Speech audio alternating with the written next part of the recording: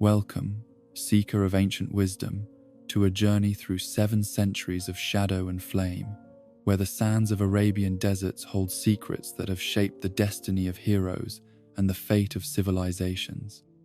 Tonight, we shall trace the immortal footsteps of he who is called Ras al Ghul, the demon's head, from his humble beginnings as a nomadic physician to his rise as Earth's most enduring and philosophically complex adversary. Close your eyes, guardian of the night, and let the whispers of eternity guide you through this epic chronicle of love lost, vengeance born, and the terrible price of immortality itself. In the vast expanse of the Arabian desert, where the endless dunes shift like the memories of forgotten civilizations and the stars burn with the same fire that has witnessed the rise and fall of empires, there began a story that would echo through 7 centuries of human history. This tale does not begin with the immortal demon that the world would come to fear,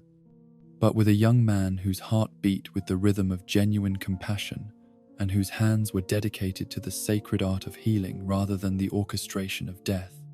700 years ago, when the great libraries of Baghdad still held the accumulated wisdom of ages and the trade routes connected distant lands through bonds of commerce and culture rather than conquest, there was born into a nomadic tribe a child who would be known simply as the Physician. His birth name has been lost to the deliberate erasure of history, swept away like sand in the desert winds by his own later design. Yet the essence of what he was in those early days remains preserved in the memories of those few who understood the tragedy of his transformation.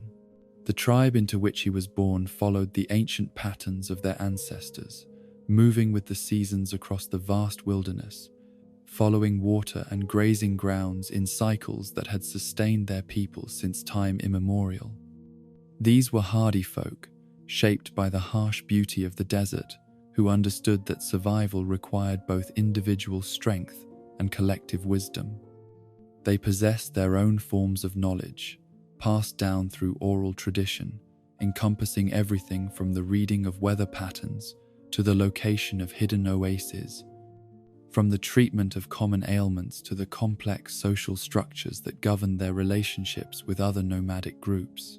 Yet even in childhood, the boy who would become Ras al Ghul demonstrated an unusual fascination with questions that extended beyond the practical concerns of nomadic survival. While his companions learned to read the subtle signs that indicated the presence of water beneath seemingly barren ground, he wondered about the forces that caused some springs to run sweet, while others carried the bitter taste of dissolved minerals. When the tribal healers prepared their traditional remedies from desert plants and animal products, he observed with intense curiosity, asking questions about why certain combinations proved effective while others failed to provide relief. This intellectual hunger was not merely academic curiosity, but reflected a deeper drive to understand the fundamental principles that governed life and death, health and disease, the flourishing and decay of all living things. The young man possessed what would later be recognized as a genuinely scientific mind, one that sought to move beyond superstition and tradition to discover the underlying mechanisms that made healing possible. His questions often puzzled the tribal elders, who possessed great practical wisdom but had never encountered someone who seemed compelled to understand the why behind every how. The limitations of nomadic life gradually became apparent to him as his intellectual appetite grew beyond what his environment could satisfy. The tribal knowledge, however sophisticated in its own domain, could not provide answers to the deeper questions that consumed his thoughts. He began to dream of the great cities he had heard described by traveling merchants, places where scholars gathered in Batman Ras al Ghul 1. Welcome, seeker of ancient wisdom, to a journey through 7 centuries of shadow and flame, where the sands of Arabian deserts hold secrets that have shaped the destiny of heroes and the fate of civilizations. Tonight, we shall trace the immortal footsteps of he who is called Ras al Ghul, the demon's head, from his humble beginnings as a nomadic physician to his rise as Earth's most enduring and philosophically complex adversary. Close your eyes, guardian of the night, and let the whispers of eternity guide you through this epic chronicle of love lost, vengeance born, and the terrible price of immortality itself. In the vast expanse of the Arabian desert, where the endless dunes shift like the memories of forgotten civilizations and the stars burn with the same fire that has witnessed the rise and fall of empires, there began a story that would echo through 7 centuries of human history. This tale does not begin with the immortal demon that the world would come to fear, but with a young man whose heart beat with the rhythm of genuine compassion and whose hands were dedicated to the sacred art of healing rather than the orchestration of death. 700 years ago, when the great libraries of Baghdad still held the accumulated wisdom of ages and the trade routes connected distant lands through bonds of commerce and culture rather than conquest, there was born into a nomadic tribe a child who would be known simply as the Physician. His birth name has been lost to the deliberate erasure of history, swept away like sand in the desert winds by his own later design. Yet the essence of what he was in those early days remains preserved in the memories of those few who understood the tragedy of his transformation. The tribe into which he was born followed the ancient patterns of their ancestors, moving with the seasons across the vast wilderness, following water and grazing grounds in cycles that had sustained their people since time immemorial. These were hardy folk, shaped by the harsh beauty of the desert, who understood that survival required both individual strength and collective wisdom. They possessed their own forms of knowledge, passed down through oral tradition, encompassing everything from the reading of weather patterns to the location of hidden oases, from the treatment of common ailments to the complex social structures that governed their relationships with other nomadic groups. Yet even in childhood, the boy who would become Ras al-Ghul demonstrated an unusual fascination with questions that extended beyond the practical concerns of nomadic survival. While his companions learned to read the subtle signs that indicated the presence of water beneath seemingly barren ground, he wondered about the forces that caused some springs to run sweet, while others carried the bitter taste of dissolved minerals. When the tribal healers prepared their traditional remedies from desert plants and animal products, he observed with intense curiosity, asking questions about why certain combinations proved effective while others failed to provide relief. This intellectual hunger was not merely academic curiosity, but reflected a deeper drive to understand the fundamental principles that governed life and death, health and disease, the flourishing and decay of all living things. The young man possessed what would later be recognized as a genuinely scientific mind, one that sought to move beyond superstition and tradition to discover the underlying mechanisms that made healing possible. His questions often puzzled the tribal elders, who possessed great practical wisdom but had never encountered someone who seemed compelled to understand the why behind every how. The limitations of nomadic life gradually became apparent to him as his intellectual appetite grew beyond what his environment could satisfy. The tribal knowledge, however sophisticated in its own domain, could not provide answers to the deeper questions that consumed his thoughts. He began to dream of the great cities he had heard described by traveling merchants, places where scholars gathered in vast libraries, where learned men debated the mysteries of natural philosophy, where the accumulated wisdom of many civilizations could be studied and compared. The decision to leave his tribe was not made lightly, for it meant abandoning not only his family and friends but the entire way of life that had shaped his early years. Nomadic societies depended upon the loyalty and contribution of every member, and his departure represented not only personal loss but a weakening of the community's resources and capabilities. Yet the pull of knowledge proved stronger than the bonds of tradition, and despite the protests and pleas of those who loved him, he set forth toward the nearest great city, carrying with him only his intelligence, his determination, and a burning desire to unlock the secrets of healing that lay beyond the reach of traditional medicine. The transition from nomadic wanderer to urban scholar was neither swift nor easy, for the young man found himself navigating a world governed by entirely different rules and expectations. The city dwellers possessed their own forms of sophistication and knowledge, yet they also harbored prejudices against desert nomads, viewing them as primitive and ignorant despite their own forms of wisdom and capability. The would-be physician faced challenges not only in acquiring the education he sought, but in overcoming the social barriers that separated his humble origins from the intellectual circles he hoped to join. His natural intelligence and passionate dedication gradually won him acceptance among the medical practitioners of the city, who recognized in him a student of exceptional promise despite his unconventional background. The knowledge he acquired through formal study combined with his intuitive understanding of natural processes to create a unique perspective that enhanced his effectiveness as a healer. He mastered not only the traditional medical practices of his adopted culture, but also began developing innovations that reflected his synthesis of nomadic wisdom with urban learning.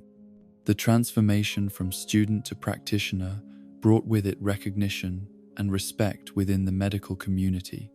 yet it also provided him with something even more precious than professional success. In the course of his practice, he encountered a young woman named Sora, whose beauty was matched by her intelligence and whose gentle spirit seemed to embody everything that made life worth preserving and protecting. Their courtship unfolded like a flower blooming in the desert after rare rains, a thing of unexpected beauty that transformed the landscape of his existence. Sora possessed qualities that complemented and enhanced his own nature, bringing to their relationship the emotional warmth and intuitive understanding that balanced his more analytical approach to the world. She shared his compassion for those who suffered, often assisting him in his medical practice. Yet she also provided the personal connection and emotional stability that prevented his intellectual pursuits from consuming his capacity for human feeling. In her presence, he discovered that knowledge gained its greatest meaning when it could be shared with someone whose understanding transcended mere academic achievement. Their marriage was celebrated not only as the union of two individuals, but as the joining of different worlds, the nomadic and the urban, the traditional and the innovative, the practical and the theoretical. Their home became a place where patients could find not only medical treatment but also the kind of caring attention that recognized their humanity beyond their ailments. Sora's influence on his practice was profound, for she helped him understand that true healing required not only technical skill but also empathy, patience, and the ability to see each patient as a complete person rather than simply a collection of symptoms to be addressed.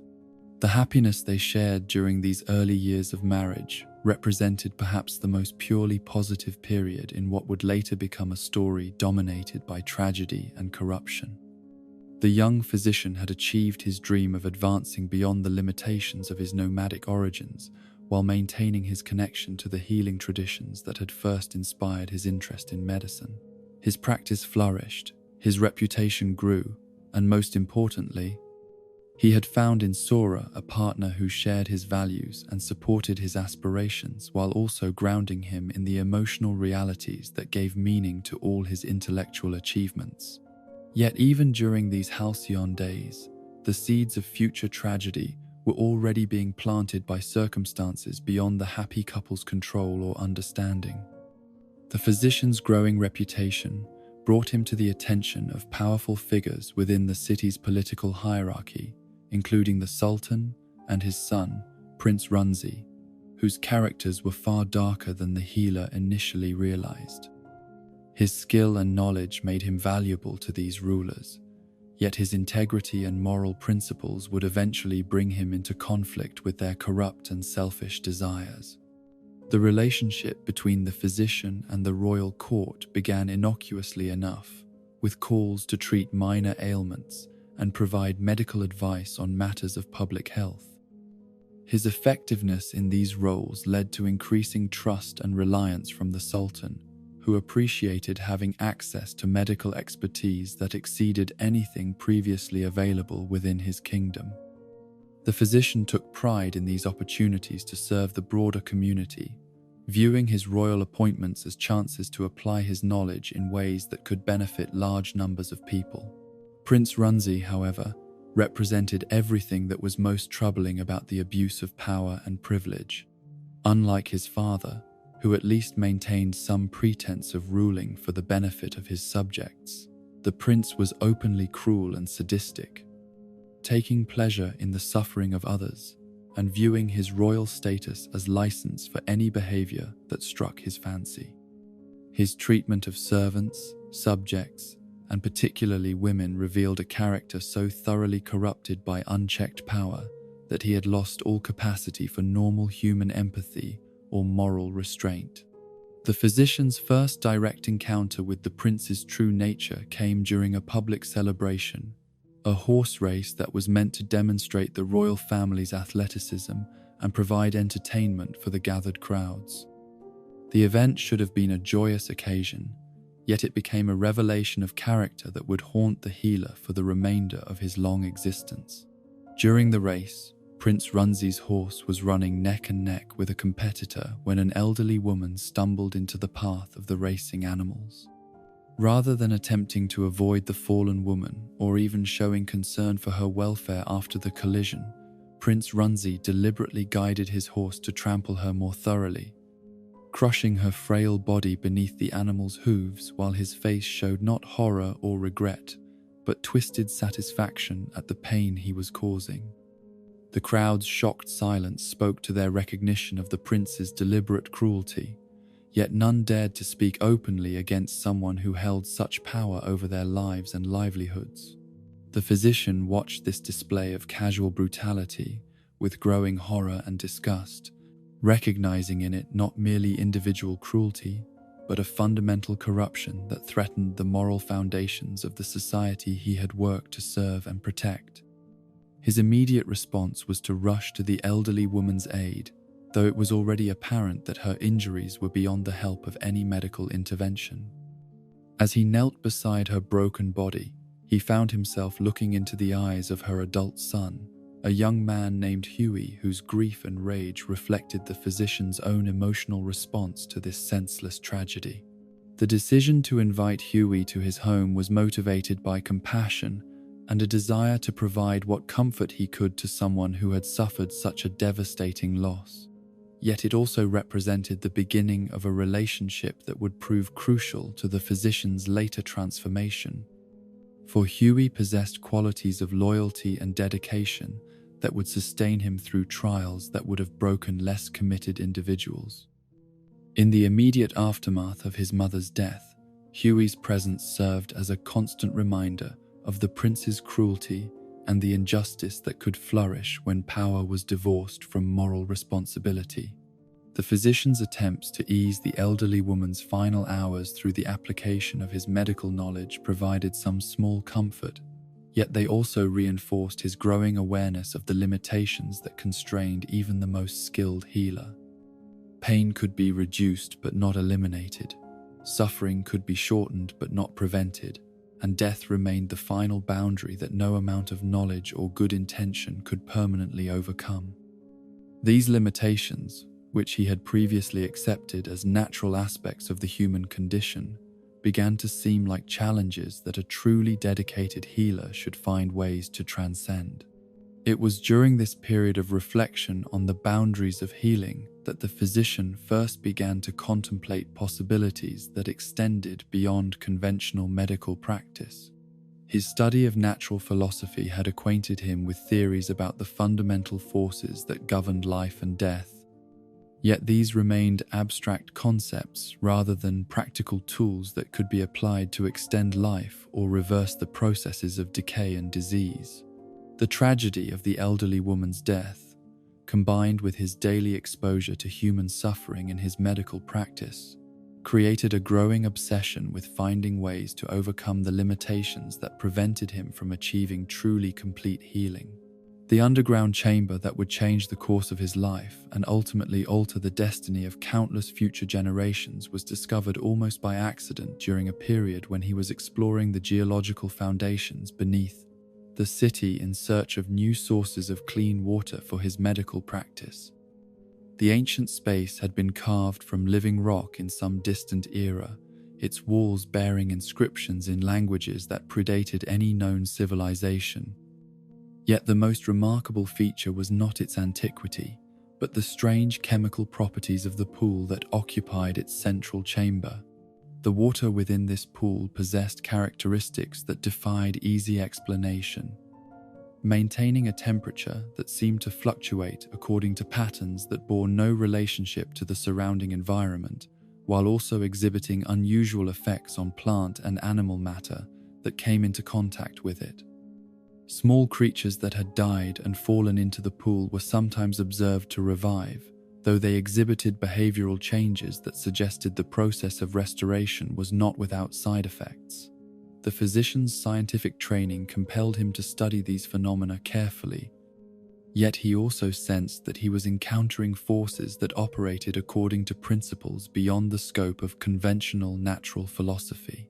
The prophetic dream that would inspire his first attempt to use these mysterious waters for healing came during a night when exhaustion from his studies and the emotional weight of recent tragedies had left his mind unusually receptive to Bardas.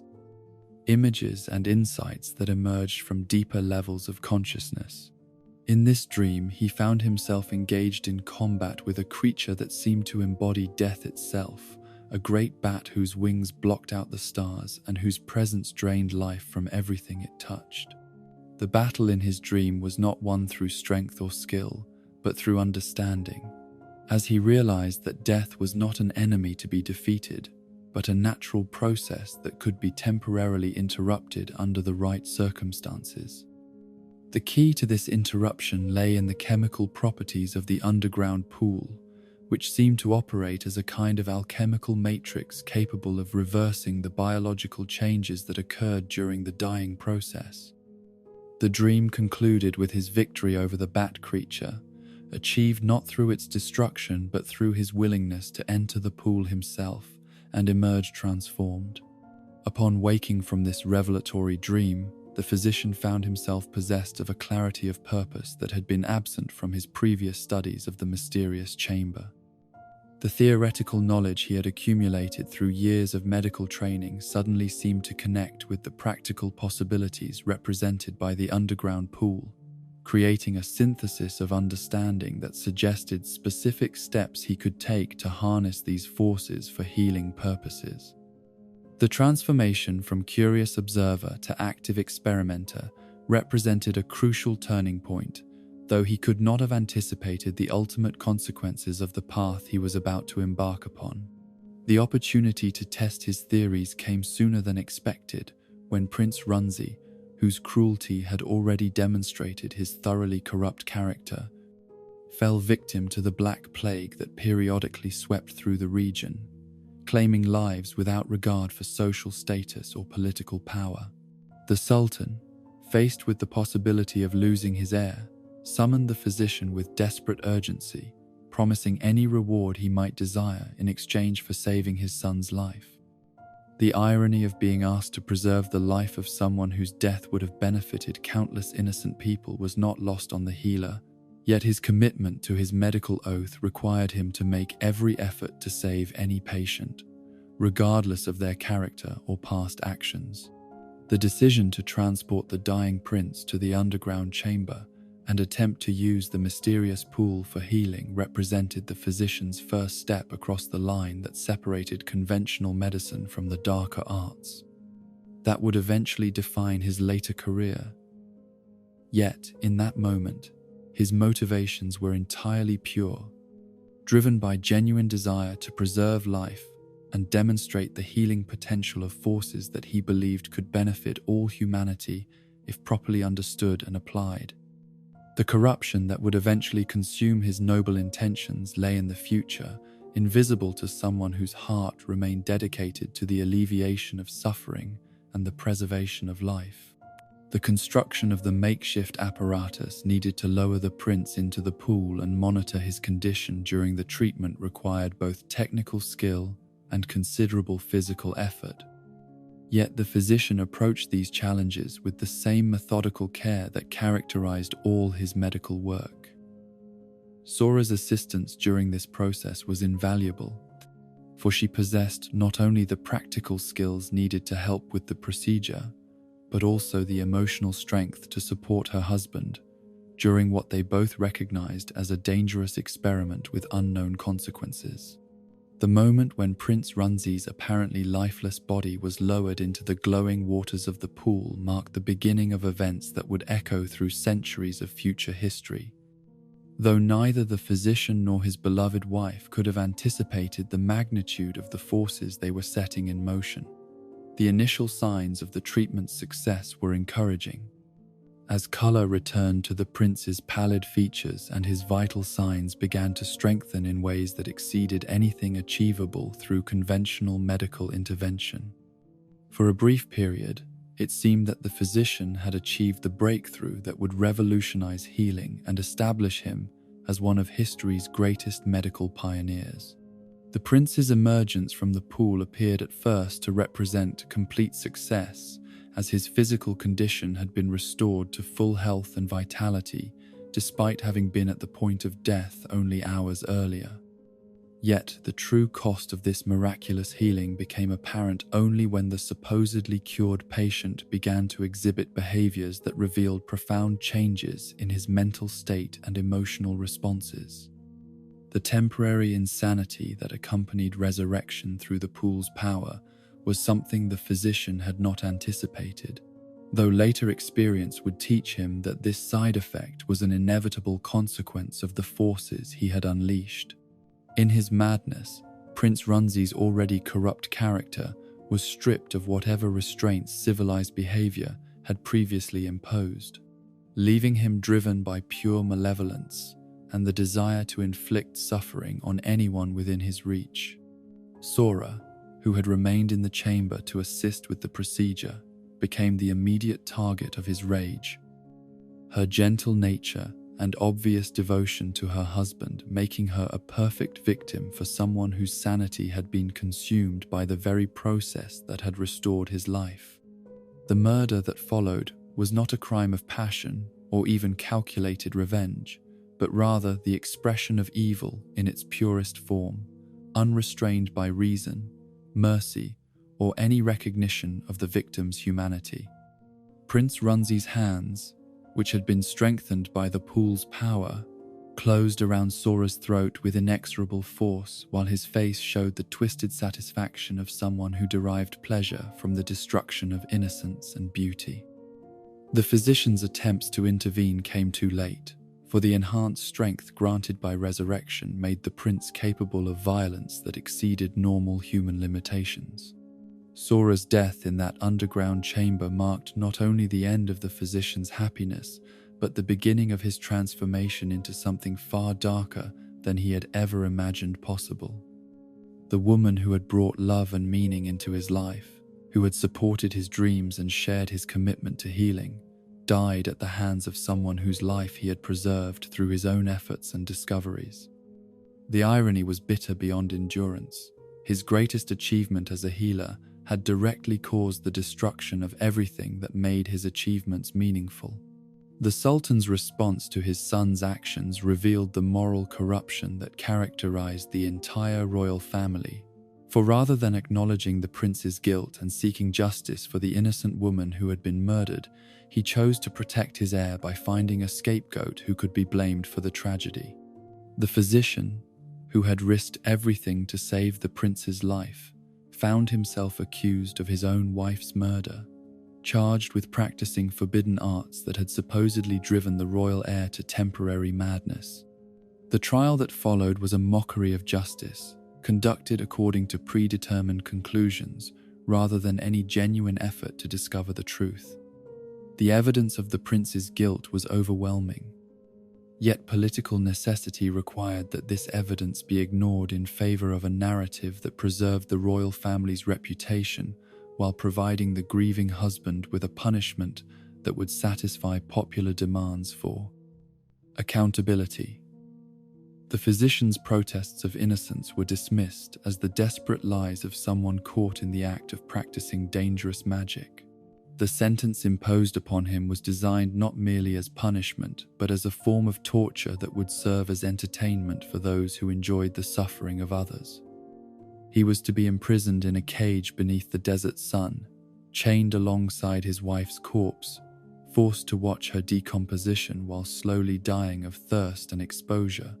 The cruelty of this punishment exceeded even the prince's earlier demonstrations of sadism, yet it was presented as a just response to crimes that existed only in the imagination of those who sought to avoid acknowledging their own moral failures. The days that followed in that desert cage tested the limits of human endurance and sanity, as the physician found himself trapped between life and death, unable to properly mourn his beloved wife while also struggling to maintain his own grip on reason and hope. The psychological torture of being forced to witness Sora's physical decay while being powerless to provide her with proper burial rites created wounds that would never fully heal. Even across the centuries of existence that lay ahead of him, the man who had dedicated his life to preserving and protecting life found himself intimate with death in ways that no healer should ever have to experience. The rescue that eventually came was provided by Huey, the young man whose mother had been murdered by Prince Runzi and whose loyalty to the physician had been forged through their shared experience of loss and injustice. His courage in approaching the heavily guarded cage and his skill in freeing the prisoner without alerting the guards demonstrated qualities of dedication and resourcefulness that would make him invaluable during the trials that lay ahead. Yet even Huey's heroic intervention could not undo the damage that had been done, could not restore Sora to life, or erase the memories of what the physician had endured during his imprisonment. The man who emerged from that cage was fundamentally changed from the idealistic healer who had entered it, though the full extent of his transformation would not become apparent until years had passed and the seeds of his future darkness had time to grow and flourish. The compassion that had once driven his medical practice remained, yet it was now accompanied by a bitter understanding of human cruelty and the inadequacy of good intentions in a world governed by power and corruption. The physician who had once believed that knowledge and skill were sufficient to heal the world's ailments now understood that some forms of sickness required more dramatic interventions than conventional medicine could provide. The journey back to his tribal homeland, undertaken in the company of the faithful Huey, provided time for reflection on everything that had been lost and everything that might yet be accomplished if he could find the strength to continue his mission of healing despite the personal costs it had already exacted. The desert landscape through which they traveled served as a reminder of his origins and the values that had first inspired his pursuit of medical knowledge, yet it also reflected the emptiness that now filled the spaces in his heart where love and hope had once resided. The reunion with his uncle and the tribal community that had shaped his early years was bittersweet, for while he found comfort in returning to the familiar rhythms of nomadic life, he also carried with him the burden of experiences that separated him forever from the innocence of his youth. The tribesmen who welcomed him back recognized that he had been changed by his years in the city, yet they could not fully comprehend the magnitude of the transformation that his ordeals had wrought upon his character and worldview.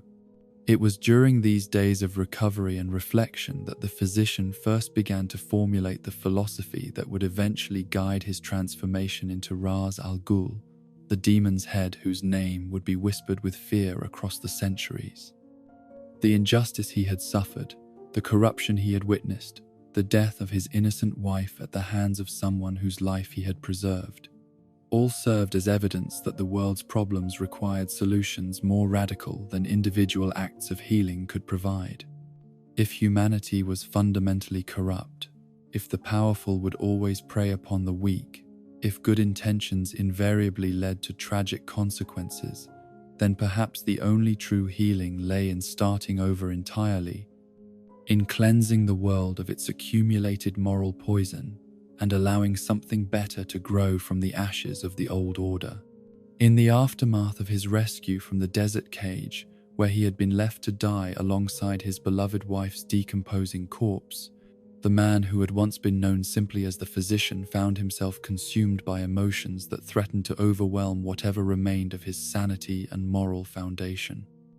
The grief that filled his heart was unlike anything he had experienced during his years of medical practice, for this was not the clean sorrow that came from losing a patient despite one's best efforts, but rather the bitter anguish of knowing that his greatest achievement as a healer had directly caused the destruction of everything that made his life meaningful. The journey back to his tribal homeland provided ample time for reflection, yet the thoughts that occupied his mind during those long days of travel across the desert were no longer focused on healing and the alleviation of suffering, but on darker questions about justice, revenge, and the fundamental nature of human corruption. Huey, whose loyalty and courage had made the rescue possible, walked beside him in respectful silence, understanding instinctively that his friend and benefactor needed time to process the magnitude of his losses before he could begin to consider what shape his future might take. The tribal encampment that had seemed so limiting during his youth now appeared as a haven of honest simplicity, a place where relationships were governed by ancient codes of honor rather than the political calculations and moral compromises that characterized urban civilization. His uncle, who had assumed leadership of the tribe during his absence, welcomed him back with genuine warmth and concern. Yet even this familial affection could not penetrate the wall of bitterness that had formed around the physician's wounded heart.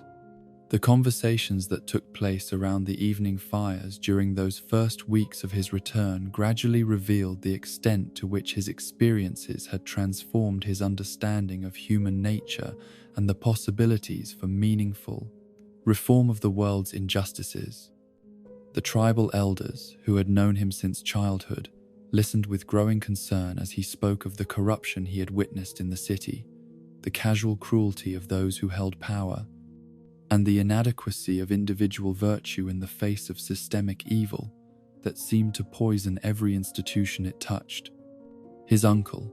whose own wisdom had been shaped by decades of leadership and the navigation of complex intertribal relationships, recognized that his nephew's pain had evolved beyond normal grief into something more dangerous and potentially destructive. The older man's attempts to counsel patience and acceptance were met with increasingly passionate arguments about the necessity of taking direct action against those who perpetrated injustice, of finding ways to ensure that innocent people like Sora would never again fall victim to the whims of corrupt rulers who viewed human life as expendable. The physician's growing obsession with the concept of justice took on dimensions that extended far beyond the specific crimes that had been committed against him and his wife, encompassing instead a broader condemnation of the social and political structures that made such crimes possible. In his analysis, the death of Sora was not an isolated tragedy, but rather a symptom of a much larger disease that infected all of human civilization, a moral cancer that could not be cured through conventional means, but required more radical interventions. The knowledge he had gained through his years of medical study, particularly his understanding of disease transmission and the principles of biological contamination, began to assume new significance as he contemplated methods by which corrupt societies might be cleansed of their accumulated moral poison. His advanced comprehension of germ theory, which had made him an unusually effective physician, now suggested possibilities for applying similar principles on a larger scale, using biological agents as tools of justice rather than instruments of healing. The transformation of his medical knowledge from a force for preservation into a weapon of destruction represented a crucial turning point in his psychological development, though the full implications of this shift would not become apparent until he had opportunities to test his theories in practical applications. The same analytical mind that had once diagnosed ailments and prescribed treatments now turned its attention to the diagnosis of societal problems and the prescription of solutions that operated according to very different moral principles. The plan that gradually took shape during those weeks of tribal consultation was elegant in its simplicity and terrible in its implications. Combining the physician's scientific knowledge with his uncle's strategic wisdom and Huey's unquestioning loyalty to create a scheme that would serve both as revenge for past injustices and as a demonstration of the power that could be wielded by those who possessed superior understanding of natural forces. The target of their conspiracy was not merely Prince Runzi and the Sultan who had protected him, but the entire corrupt system that had made their crimes possible and profitable. The physician's expertise in germ theory provided the foundation for a plan that would use disease as both weapon and message, demonstrating to the world that even the most powerful rulers were vulnerable to forces they could neither understand nor control. His knowledge of biological contamination, which had been acquired through careful study of how illnesses spread through populations, could be applied in reverse to ensure that specific individuals would be exposed to pathogens that would prove fatal despite all their wealth and political connections. The fabrics that would serve as the delivery mechanism for this biological warfare were selected with the same care that the physician had once devoted to choosing medicinal compounds. Their weaving patterns and dye compositions chosen not merely for aesthetic appeal, but for their capacity to harbor and preserve the disease agents that had been carefully cultivated from the bodies of plague victims. The beauty of these textiles would make them irresistible to the vain and luxury-loving prince, while their deadly cargo would ensure that his acceptance of the gift would seal his fate. The cultivation of the plague organisms required skills that bridged the gap between legitimate medical research and the darker arts of biological warfare, yet the physician approached this work with the same methodical precision that had characterized his healing practice. The samples were gathered from the bodies of plague victims with careful attention to preserving the virulence of the pathogens while also ensuring that they could survive the journey from laboratory to target without losing their scent. Effectiveness. The process of infecting the fabrics with the deadly organisms was carried out in secret locations away from the main tribal encampment, both to protect the innocent members of the tribe from accidental contamination and to maintain the secrecy that was essential to the plan's success. Huey assisted with this dangerous work, his loyalty to the physician overriding any concerns he might have had about the moral implications of what they were undertaking together. The psychological transformation that accompanied the physician's transition from healer to biological terrorist was gradual but profound, as he found himself experiencing emotions and thought patterns that would have been alien to his earlier self. The satisfaction he derived from imagining Prince Runzi's suffering as the plague consumed his body was unlike anything he had felt during his medical career, yet it also provided relief from the constant anguish that had tormented him since Sora's death. The delivery of the contaminated gifts to the royal palace was accomplished through intermediaries who were unaware of the textile's deadly properties,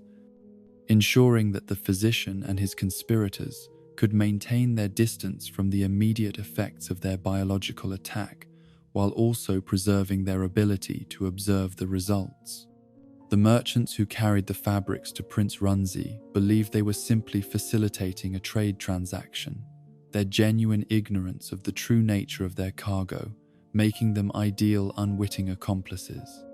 The prince's reaction to the beautiful gifts was exactly what the physician had anticipated, for the corrupt royal's vanity and love of luxury made him eager to display his new acquisitions, despite any concerns about their origins or the motivations of those who had sent them. The contaminated fabrics were incorporated into his personal wardrobe and sleeping chambers, ensuring maximum exposure to the deadly organisms that had been woven into their very fibers. The onset of Prince Runzi's illness proceeded according to the physician's calculations, beginning with subtle symptoms that could easily be attributed to minor ailments, but gradually progressing to more serious manifestations that revealed the true nature of the biological attack. The prince's declining health created panic within the royal court, as his physicians proved unable to diagnose the cause of his condition or provide effective treatment for symptoms that seemed to resist all conventional remedies. The Sultan's desperate summons for the physician to return and treat his dying son created the opportunity for the final phase of the revenge plan, though the request also forced the former healer to confront the full implications of what he had set in motion. The man who had once sworn to preserve life regardless of the patient's character or past actions now found himself in position to watch his enemy die while possessing the knowledge that might save him. The physician's appearance at the royal court was carefully orchestrated to maximize both the psychological impact on his enemies and the strategic advantage for the broader conspiracy that was already moving into its next phase. His presence served multiple purposes, demonstrating his apparent willingness to fulfill his medical obligations despite past injustices, providing him with direct access to observe Prince Runzi's suffering, and creating the opportunity to deliver the final psychological blow that would complete his revenge. The denial of medical assistance to the dying prince was presented not as cruelty but as justice, the inevitable consequence of actions that had violated the natural order and destroyed innocent life. The physician's refusal to provide treatment was accompanied by a detailed explanation of the biological mechanisms that were consuming the prince's body, ensuring that his victim understood both the source of his suffering and the futility of seeking alternatives, forms of medical intervention. The murder of Prince Runzi was carried out not through poison or violence, but through the deliberate withholding of knowledge and treatment that could have reversed the effects of the biological contamination. This method of killing appealed to the physician's sense of poetic justice, for it used his medical expertise as an instrument of death while also forcing his enemy to experience the helplessness and despair that had characterized Sora's final moments. The Sultan's death followed swiftly upon that of his son, accomplished through more direct means that reflected the physician's growing comfort with violence as a tool of justice. The older ruler's complicity in the crimes against Sora and the cover-up that had followed made him equally deserving of death in the physician's moral calculus. Yet his execution was carried out with less ceremony than had been devoted to his heir's more elaborate biological assassination. The tribal assault on the royal palace and the surrounding city represented the culmination of months of careful planning and preparation. As the physician's uncle had used the time during the biological attack to position their warriors for a coordinated strike that would eliminate not only the immediate perpetrators of injustice but also the broader power structure that had made their crimes possible. The battle that followed was less a military engagement than a systematic extermination designed to ensure that no trace of the corrupt regime would survive to perpetuate its poisonous influence. The massacre that consumed the royal city was thorough and merciless, encompassing not only the political and military leaders who had directly participated in the persecution of the physician, but also the broader population whose complicity and silence had made their crimes possible. The tribal warriors, inspired by their leaders' desire for justice and motivated by their own grievances against urban corruption, showed no mercy to those who pleaded for their lives or attempted to negotiate their survival. The physician's role during the destruction of the city revealed the extent to which his transformation from healer to destroyer had progressed, as he moved through the burning streets not to provide medical assistance to the wounded but to ensure that the work of elimination was being carried out according to his specifications. The same attention to detail that had once characterized his medical practice now governed his supervision of genocide, ensuring that the cleansing process would be complete and permanent. The declaration of himself as the demon's head took place amid the ashes and ruins of the civilization he had helped to destroy, marking the formal abandonment of his identity as a physician and healer in favor of a new role as an agent of cosmic justice. The title he chose reflected both his understanding of the fear he now inspired and his acceptance of the darker nature that his experiences had revealed within himself. The symbolism of assuming the demon's identity was carefully chosen to reflect his transformation from someone who had once battled death to preserve life into someone who now embraced death as a necessary tool for the preservation of cosmic balance. The physician who had once fought against disease and decay now saw himself as a force of purification, using destruction to create the conditions necessary for genuine renewal and rebirth.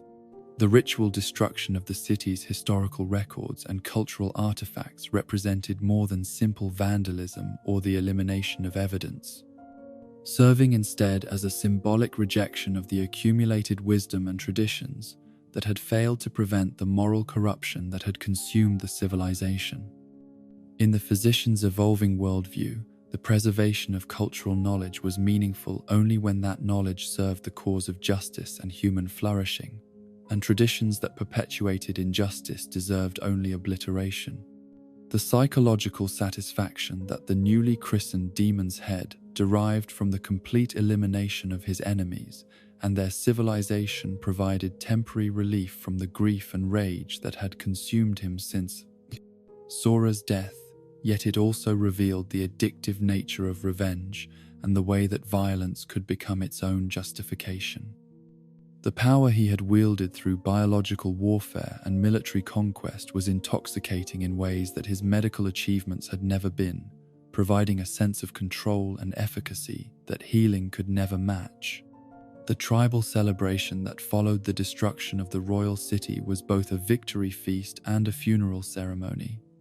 marking not only the successful completion of their revenge, but also the death of the physician who had once been their kinsman and the birth of something darker and more dangerous in his place. The man who sat at the head of the celebration was recognizably the same individual who had left their community years earlier to pursue medical knowledge. Yet the experiences that had shaped his transformation had created someone whose relationship to human life and death operated according to entirely different principles. The distribution of wealth and resources captured during the assault on the royal city provided the foundation for the physician's future empire, as the gold and precious objects that had once symbolized royal power were repurposed to serve the cause of justice and cosmic balance. This material foundation would prove crucial to the realization of his larger ambitions, providing the economic base necessary to recruit followers, establish organizations, and pursue the global mission that was already taking shape in his transformed consciousness. The recruitment of his first followers began immediately in the aftermath of the city's destruction, as word of the demon's head's victory spread throughout the region and attracted the attention of others who had suffered under the corruption of established authorities. These early adherents were drawn not only by the prospect of revenge against their own oppressors, but also by the compelling vision of a world purged of moral corruption and renewed according to principles of justice and natural balance. The organizational structure that emerged from these early recruitment efforts reflected the physician's understanding of both human psychology and the practical requirements of sustained resistance to established authority. The group that formed around his leadership was not merely a band of revenge seekers, but the nucleus of what would eventually become a global network dedicated to the systematic elimination of corruption and the establishment of a new bond-on world order based on ecological balance and moral purity. The name chosen for this organization, simply called the Demon, reflected both its founder's new identity and the fear that their activities were intended to inspire among those who profited from injustice and environmental destruction. The members of the Demon understood themselves not as criminals or terrorists, but as agents of cosmic justice, working to restore the natural balance that had been disrupted by human greed and moral corruption. The early missions undertaken by the Demon were carefully selected to demonstrate both the organization's capabilities and its commitment to the principles of justice and environmental protection that guided its activities. These operations combined the physician's biological expertise with the military skills of his tribal allies to create a new form of warfare that was both devastatingly effective and philosophically coherent. serving not merely tactical objectives but also the broader educational purpose of demonstrating alternative approaches to social and political problems. The psychological evolution of the physician during this period of organizational development revealed the extent to which his identity had been reconstructed around the principles of justice and purification that now governed his actions. The grief and rage that had initially motivated his transformation gradually gave way to a colder and more systematic approach to the elimination of corruption, as personal revenge evolved into impersonal commitment to cosmic balance. The relationship between the newly formed demon organization and the broader network of nomadic tribes reflected the physician's understanding of the need to maintain connections to his origins while also transcending the limitations of traditional tribal society. The support he received from his uncle and other tribal leaders provided crucial resources and legitimacy for his activities. Yet he also recognized that his mission would eventually require capabilities and perspectives that extended far beyond the scope of desert nomadism. The decision to begin traveling beyond the immediate region where he had achieved his initial victories was motivated by growing awareness that the corruption he had witnessed in the royal city was not an isolated phenomenon, but rather a symptom of problems that afflicted human civilization on a global scale. The reports brought by merchants and travelers from distant lands described similar patterns of injustice and environmental destruction, suggesting that the work of purification would require a much larger scope and longer time frame than he had initially anticipated. The preparations for these expanded operations included not only the recruitment of additional personnel and the acquisition of material resources, but also the development of new philosophical frameworks that could provide moral justification for the increasingly ambitious scope of the demon's activities. The transformation from local avenger to global revolutionary required intellectual as well as practical evolution. As the physician worked to articulate a coherent worldview that could guide and sustain his followers through the challenges that lay ahead. The final phase of the demon's head's emergence as a global threat began with his recognition that the work of purification could not be accomplished within the span of a normal human lifetime, that the scope of corruption and the resistance it would generate would require sustained effort across multiple generations. This realization led him to begin seriously investigating the properties of the underground chamber, where he had first encountered the forces that could restore life to the dead, as he sought ways to extend his own existence sufficiently to oversee the completion of his mission. The return to the mysterious pool where Prince Runzi had been resurrected marked both a practical necessity and a symbolic completion of the cycle that had begun with Sora's death. As the physician prepared to embrace fully the superhuman capabilities that would define the remainder of his extraordinarily long existence, the man who entered those waters was still recognizably human despite his transformation into an agent of destruction. Yet the being who would emerge would be something far more dangerous and far more committed to the systematic elimination of everything he deemed corrupt or unworthy of preservation. The centuries that followed the demon's head's formal declaration of his new identity witnessed a transformation that was as remarkable for its scope as it was terrifying for its implications. As the man who had once been a simple physician evolved into something that transcended the normal boundaries of human capability and moral limitation. The knowledge he had gained through his medical training, combined with the supernatural enhancements provided by repeated exposure to the Lazarus Pit's mysterious waters, created a being whose intellectual development proceeded along trajectories that no ordinary mortal could hope to achieve or comprehend. The mastery of martial arts that would eventually make him one of the most formidable combatants in human history began not as a pursuit of violence for its own sake, but as a practical necessity for someone whose mission would inevitably bring him into conflict with the military forces and personal guardians of the corrupt rulers he sought to eliminate. The fighting techniques he studied during his early decades of travel were drawn from the warrior traditions of countless cultures, each offering unique insights into the art of defeating human opponents through combinations of speed, strength, timing, and psychological manipulation.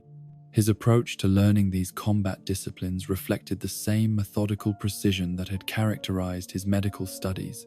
as he sought not merely to acquire individual techniques, but to understand the underlying principles that made violence effective as a tool of social change. The monasteries and training grounds where he honed his skills became laboratories for the study of human anatomy and psychology, places where the knowledge gained through healing could be inverted and applied to the more efficient destruction of those who opposed his vision of cosmic justice. The transformation of his body through decades of rigorous training and repeated resurrection created physical capabilities that exceeded normal human limitations, while also serving as a visible symbol of the supernatural forces he had learned to harness. The strength that flowed through his muscles was not merely the product of exercise and conditioning, but also reflected the accumulated power of countless deaths and rebirths, each cycle through the Lazarus pit adding layers of enhancement that made him progressively more formidable in direct combat. The weapons training that occupied much of his time during these formative centuries reflected both practical considerations and deeper philosophical commitments about the relationship between technology and justice. His preference for traditional blades and ancient implements over more modern firearms was not mere nostalgia, but rather a deliberate choice that honored the connection between warrior and weapon, the intimate understanding of violence that could only come from tools that required skill rather than simple mechanical operation. The scimitars and katanas that became his signature weapons were not chosen randomly, but selected according to criteria that reflected his growing expertise in metallurgy and his appreciation for craftsmanship that transcended mere functionality to approach the level of art. Each blade was carefully examined for its balance, its edge retention,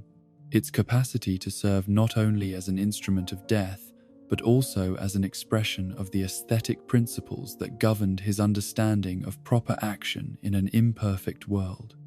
The mastery of multiple martial arts disciplines provided him with insights that extended far beyond the immediate requirements of personal combat, revealing patterns and principles that could be applied to larger strategic considerations and organizational challenges. The patience required for decades of training taught him to think in terms of timescales that exceeded normal human planning horizons, while the discipline needed to perfect complex techniques provided models for the kind of systematic approach that would characterize his later management of global operations. The fencing expertise that he developed through study with the greatest masters of European swordplay added layers of sophistication to his combat capabilities, while also introducing him to different cultural approaches to honor, violence, and the relationship between individual skill and social position. The elaborate rules and formal procedures that governed traditional dueling provided insights into how violence could be channeled and controlled through social institutions, lessons that would prove valuable in his later efforts to create organizational structures capable of sustained operation across multiple generations. The accumulation of vast wealth that would eventually provide the foundation for his global empire began during these early centuries of wandering and learning, as his enhanced longevity provided opportunities for investment and acquisition that were simply unavailable to ordinary mortals. The compound interest that could be earned over periods of decades or centuries transformed even modest initial resources into fortunes capable of supporting ambitious undertakings, while his growing network of contacts and his reputation for reliability made him an increasingly attractive partner for merchants and financiers. The business relationships he established during this period were carefully managed to ensure that his true nature and ultimate objectives remained hidden from those who served his immediate financial interests. The identity he presented to bankers and trading companies was that of an unusually successful merchant whose longevity could be attributed to good genes and careful living rather than supernatural intervention. while his actual activities were concealed through layers of intermediaries and carefully constructed false identities. The investment strategies he employed reflected both his analytical intelligence and his unique temporal perspective, as he could afford to pursue opportunities that required decades to mature, while also positioning himself to benefit from historical trends and technological developments that ordinary investors could not anticipate. His wealth grew not only through compound interest, but also through his ability to recognize and exploit patterns that were invisible to those whose planning horizons were limited by normal human lifespans. The discovery of Infinity Island represented a crucial turning point in his development from wandering avenger to established global power,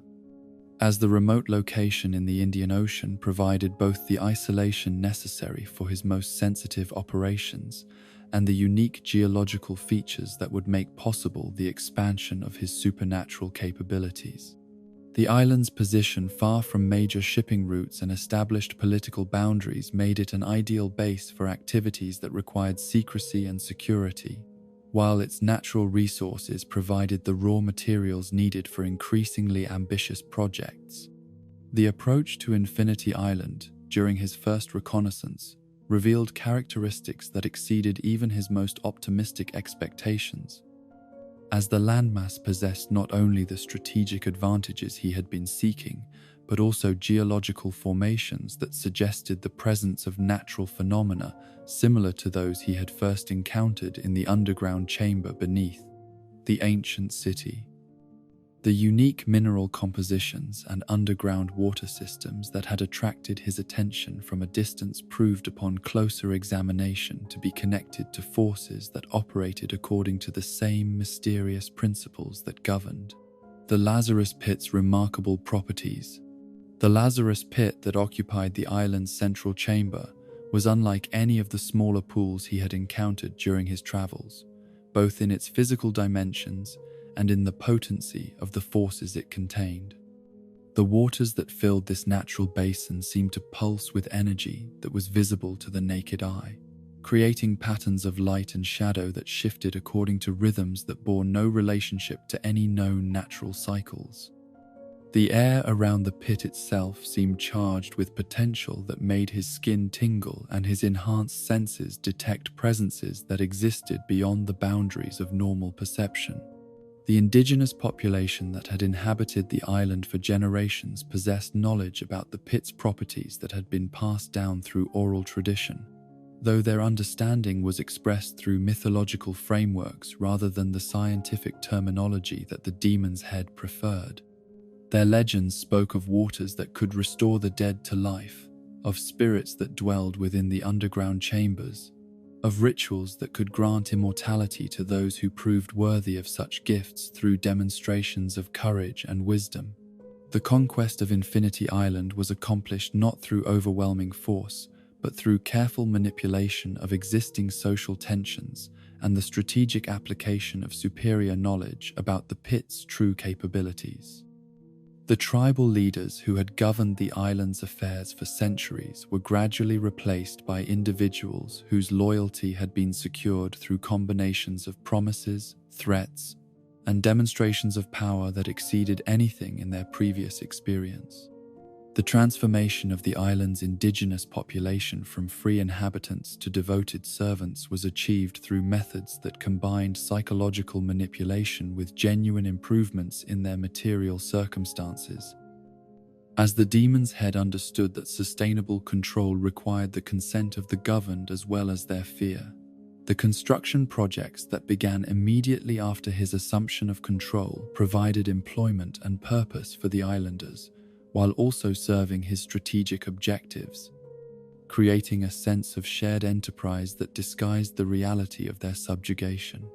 The establishment of training facilities and research laboratories across the island reflected the demon's head's understanding that his long-term objectives would require capabilities that exceeded anything he could accomplish through individual effort, regardless of his enhanced abilities and extended lifespan. The recruitment of specialists in various fields of knowledge began during this period, as he sought to attract individuals whose expertise could contribute to projects that operated on scales and timescales that exceeded normal human comprehension. The scientists and scholars who accepted positions within his organization were drawn not only by generous compensation but also by opportunities to pursue research that would have been impossible within conventional academic or commercial frameworks. The resources he could provide for experimental work exceeded those available at most universities or government laboratories, while the freedom from ethical oversight and regulatory constraints allowed investigations that pushed the boundaries of human knowledge in directions that more conservative institutions would never have permitted. The warrior training programs that were established during this period served multiple purposes beyond the obvious goal of creating military forces capable of supporting the demons' operations around the world. The physical conditioning and combat instruction provided to recruits also served as selection mechanisms for identifying individuals who possessed the mental discipline and moral flexibility necessary for participation in activities that would challenge conventional ethical frameworks. The philosophical education that accompanied physical training was designed to create operatives who understood themselves as servants of cosmic justice rather than mere criminals or mercenaries. Individuals whose actions were guided by principles that transcended national loyalties and personal interests. The lectures and discussions that occupied much of the training program focused on environmental philosophy, population dynamics, and the relationship between human civilization and natural ecosystems, creating intellectual frameworks that could justify extreme measures in service of larger objectives. The organizational structure that emerged during these formative decades on Infinity Island reflected the Demon's Head's synthesis of military hierarchy with religious devotion, creating chains of command that were reinforced by spiritual commitment rather than simple fear or economic dependence. The ranks and titles within his organization were carefully designed to create sense of honor and purpose that would sustain motivation through missions that might require years or decades to complete. The demon organization that gradually took shape during this period was unlike any military or criminal enterprise that had previously existed, combining the resources and planning capabilities of a major corporation with the ideological commitment of a religious movement and the operational flexibility of a guerrilla resistance network. The members of this organization understood themselves as participants in a cosmic struggle that transcended ordinary political and social conflicts, warriors in service of principles that would determine the future evolution of life on Earth. The branch organizations that were established as the demon's influence expanded reflected the need for specialized capabilities and regional knowledge that could not be effectively managed from a single central location. The League of Assassins emerged as the military arm of the larger organization, focusing specifically on the elimination of individuals whose activities threatened environmental balance or perpetuated systems of oppression that the Demon's Head viewed as obstacles to human development. The training methods employed by the League of Assassins combined physical conditioning with psychological indoctrination,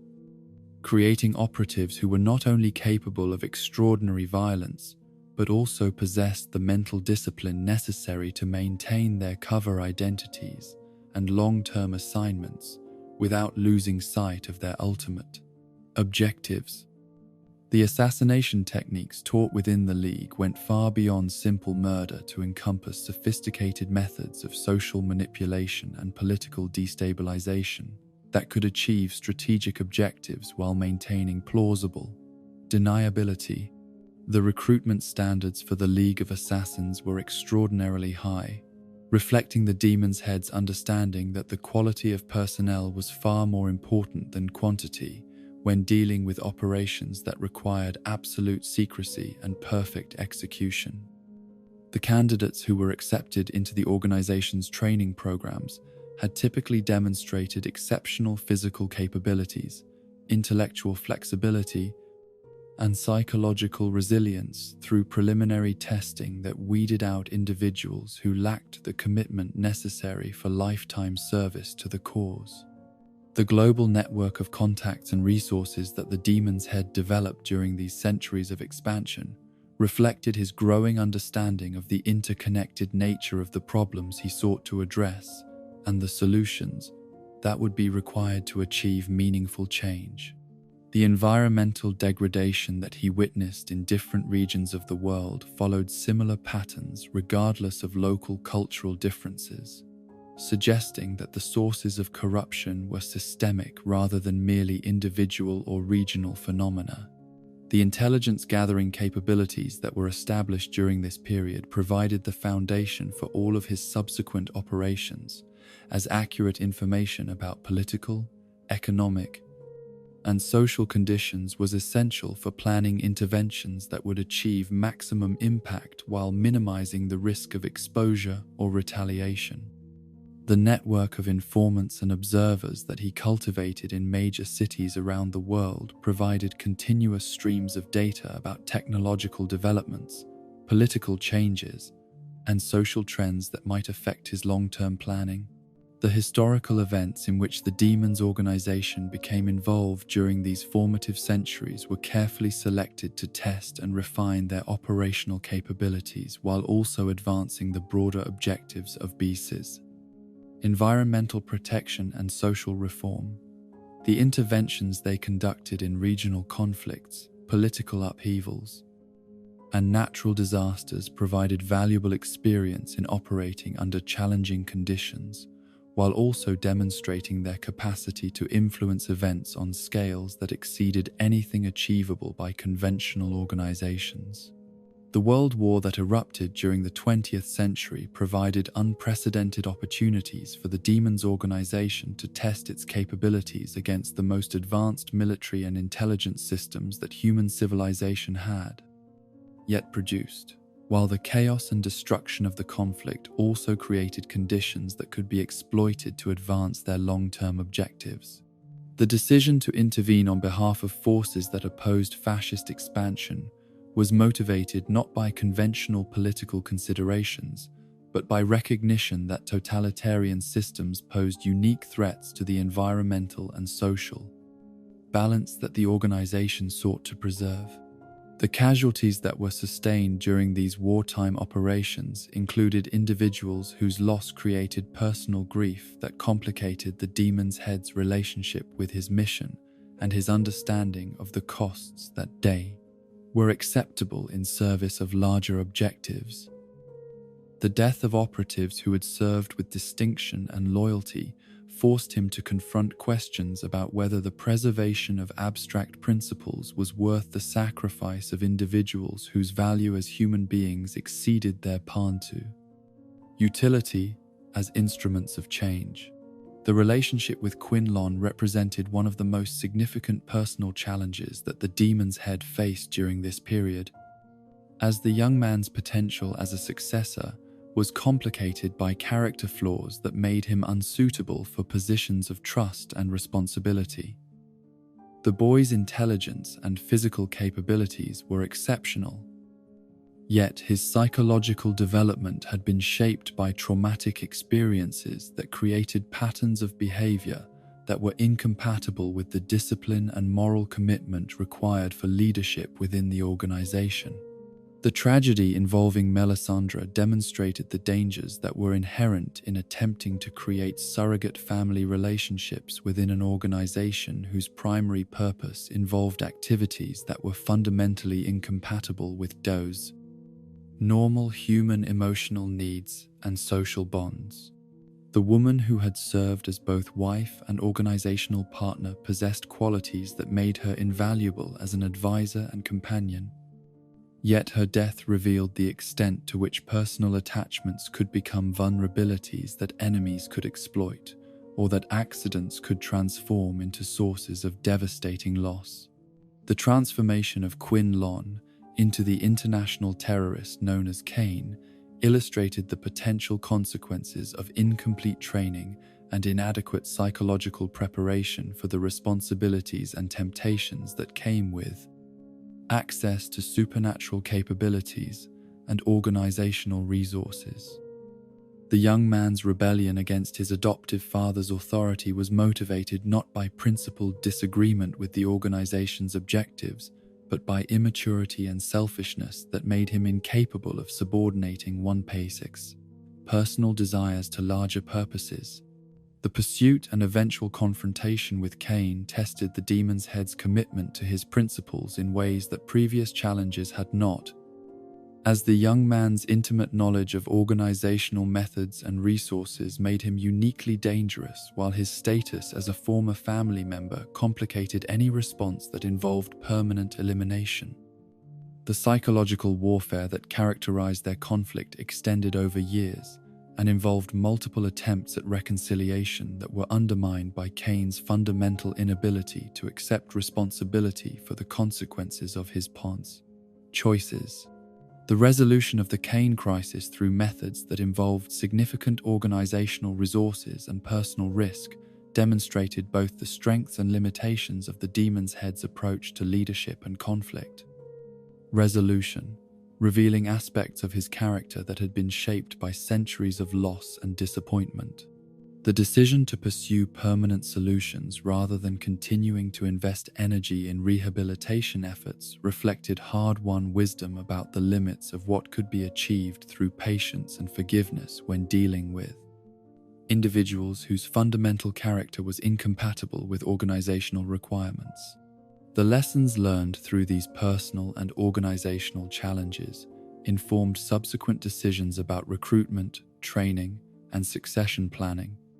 As the demon's head worked to develop systems that could minimize the risks of betrayal and rebellion, while also preserving the human connections that gave meaning and purpose to his extraordinary long existence.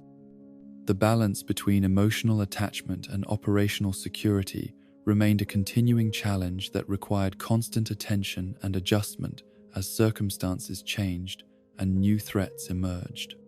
The technological developments that occurred during these centuries of growth and expansion provided both opportunities and challenges for an organization whose methods and objectives had been developed in earlier eras when human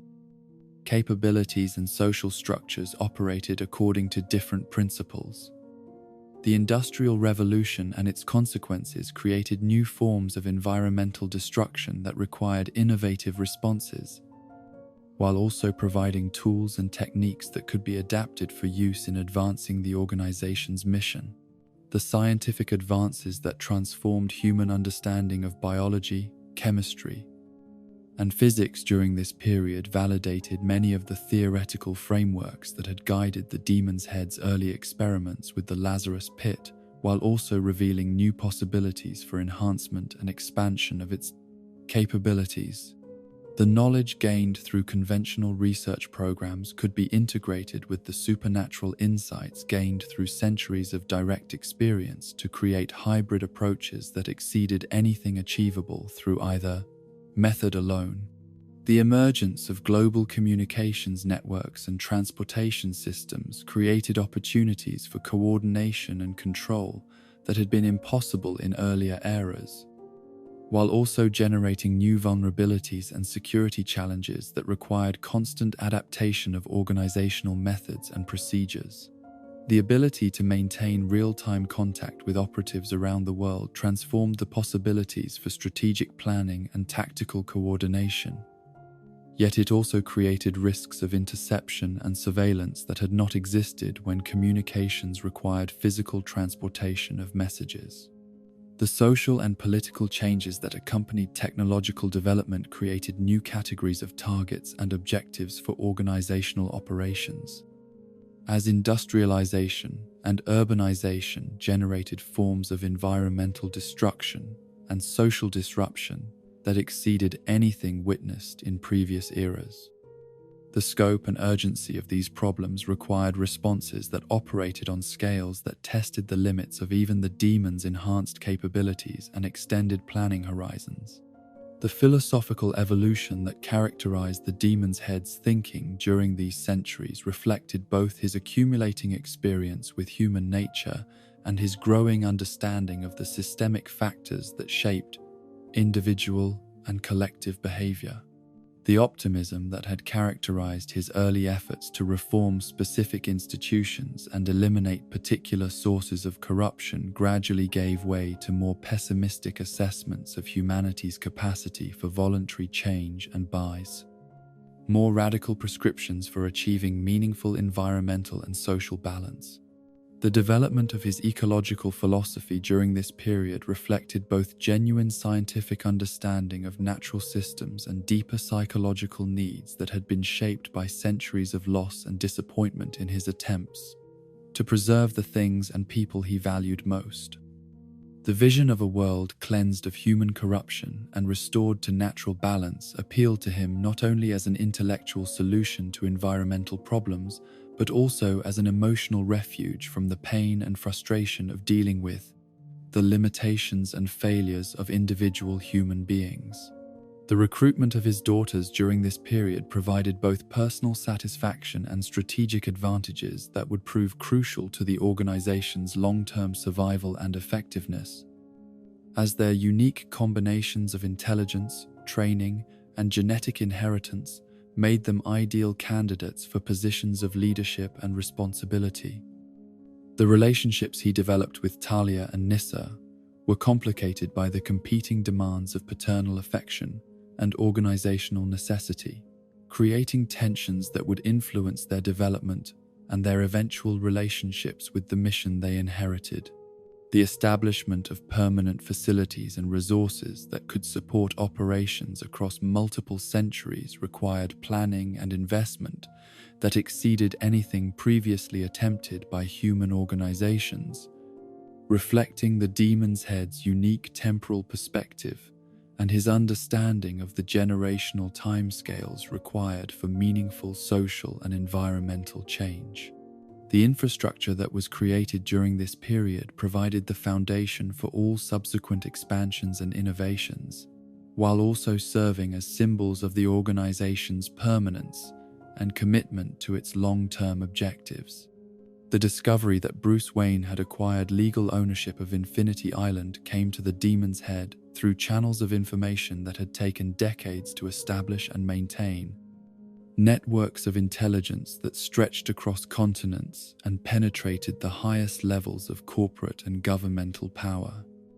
The news arrived not as a single dramatic revelation, but as pieces of a puzzle that gradually assembled themselves into a picture of implications so profound that they would fundamentally alter the trajectory of his centuries-long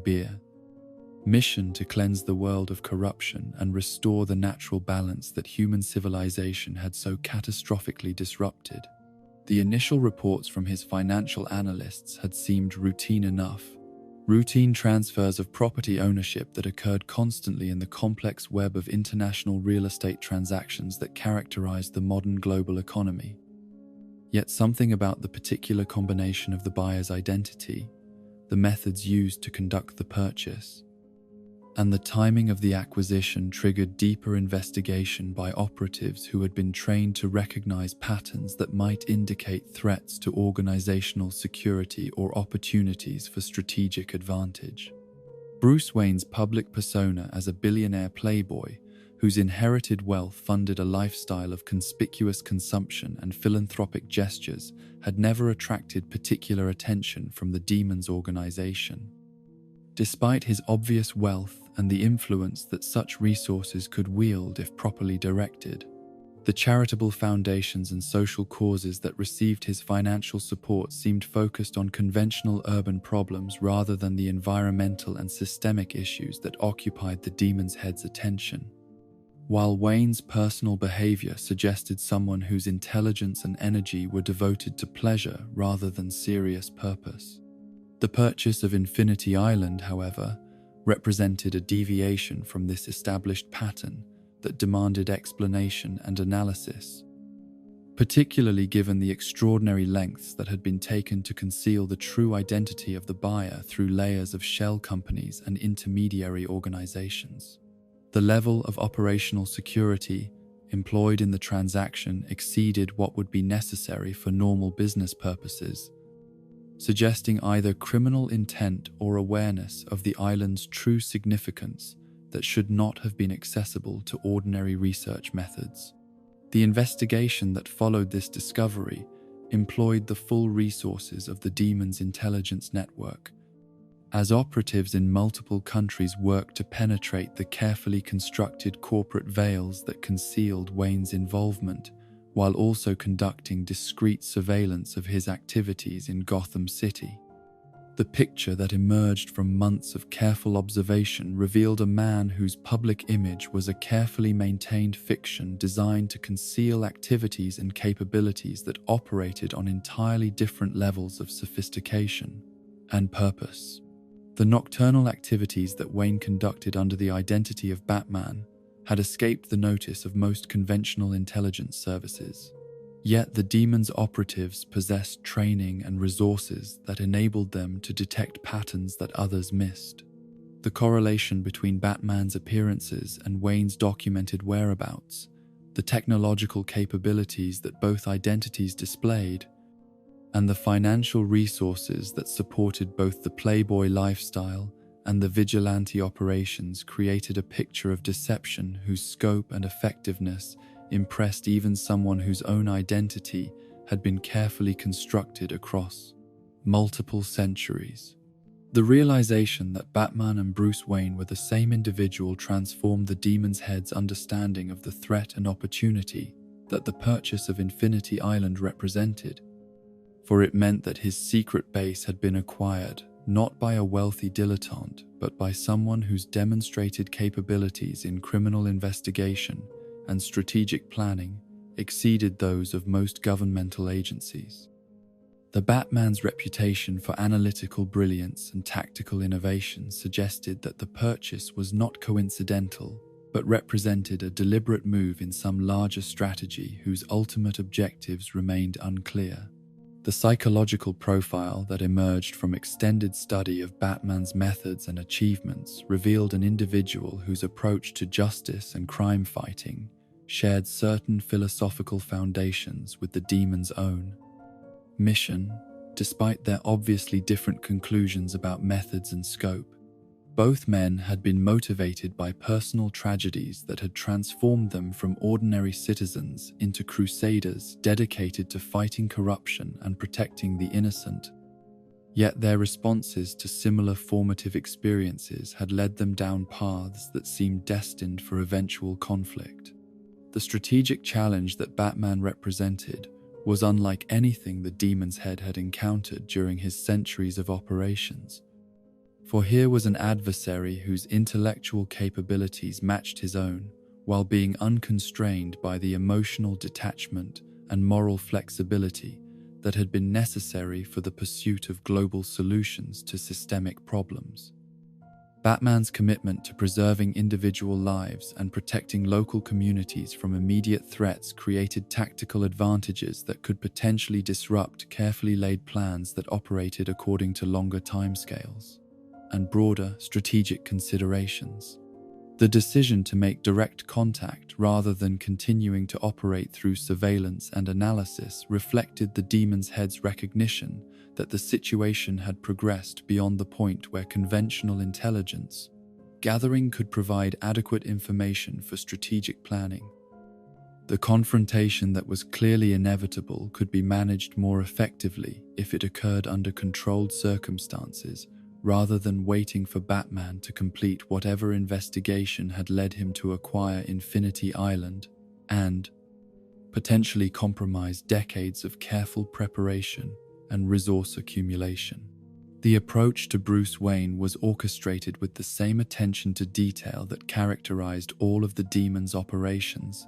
yet it also represented a departure from normal procedures in its directness and the level of information that would be revealed during the initial contact. The decision to kidnap Robin served multiple purposes beyond simply creating leverage for negotiations, as it also provided opportunities to evaluate Batman's psychological responses and tactical capabilities under conditions of stress and uncertainty. The staging of Talia's apparent kidnapping alongside Robin's actual abduction was designed to create a scenario that would require Batman to demonstrate his investigative abilities while also providing plausible motivation for Barsley, the Demon's Head, to seek assistance from someone whose reputation as a detective had reached even the remote corners of Infinity Island. The complexity of the deception required coordination between multiple operatives and careful timing to ensure that the evidence would lead Batman to the correct conclusions, while also maintaining the illusion that Ra's al Ghul was a victim rather than the architect of the entire situation. The journey to Calcutta and the subsequent trail that led to the Himalayas provided opportunities for extended observation of Batman's methods and capabilities under field conditions that could not be replicated through urban surveillance. The way he analyzed evidence, interacted with local contacts, and adapted to unfamiliar cultural environments revealed aspects of his training and psychological makeup that would be crucial for predicting his responses to future challenges and opportunities. The physical challenges that were built into the mountain expedition served both practical and evaluative purposes, testing Batman's endurance and adaptability while also creating opportunities for the apparent assassination attempt that would allow Ubu to demonstrate his loyalty while providing plausible explanation for Ra's al Ghul's subsequent absence from the final confrontation. The sniper attack was carefully orchestrated to create maximum dramatic effect while ensuring that no actual harm came to any of the participants except as intended by the overall plan. The revelation of the deception in the hidden temple represented the culmination of months of planning and preparation, yet it also marked the beginning of a relationship that would prove more complex and enduring than either participant could have anticipated at the time. The moment when Batman removed Ubu's mask and exposed the true nature of the conspiracy was simultaneously a demonstration of his investigative brilliance and a validation of the Demon's Head's assessment of his potential as both ally and adversary. The offer of succession that followed this revelation was not a spontaneous gesture born of momentary impression, but rather the culmination of careful evaluation that had been conducted over an extended period through multiple channels of use, observation, and analysis. The position being offered represented not merely leadership of existing operations, but participation in a vision of global transformation that exceeded anything that local crime fighting could achieve,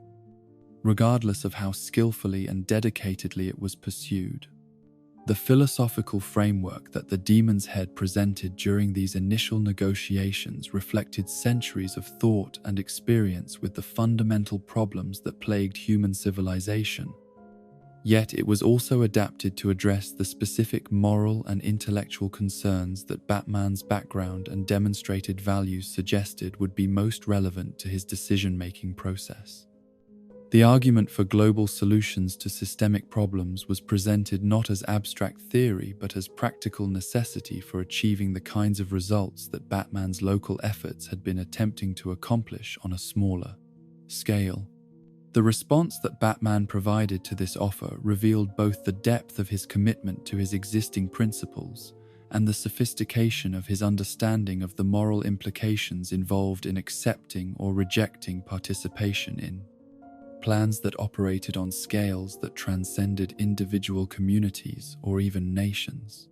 His refusal was not based on simple disagreement with the ultimate objectives, but on fundamental differences about methods and the acceptable costs of achieving even worthy goals. The designation of Batman as detective that emerged from these early interactions was not merely a term of address, but reflected genuine respect for capabilities that the Demon's Head recognized as exceeding those of most individuals he had encountered during his extended lifetime. The title acknowledged not only technical skills in investigation and analysis, but also the kind of intellectual integrity and moral consistency that had become increasingly rare as his mission had led him into contact with individuals whose dedication to truth and justice had been compromised by various forms of corruption or self-interest. The rejection of the succession offer, while disappointing from a strategic perspective, also confirmed assessments of Batman's character that made him valuable as an ongoing test of the organization's methods and objectives. An adversary whose opposition was based on principled disagreement rather than self-interest or ignorance could provide insights and challenges that would be impossible to obtain through conventional means, serving as a form of quality control for plans and operations that might otherwise proceed without adequate consideration of moral and practical limitations. The declaration of enmity that followed Batman's refusal was not motivated by personal anger or wounded pride, but represented recognition that the philosophical differences between them were fundamental and irreconcilable, creating a conflict that could only be resolved through extended testing of their respective approaches to the problems they both sought to address. The confrontation that was now inevitable would serve not only strategic objectives but also educational purposes that could benefit both participants regardless of the ultimate outcome. The investigation of Batman's secret identity that had preceded the initial contact had revealed the trauma that had motivated his transformation from ordinary citizen to dedicated crime fighter.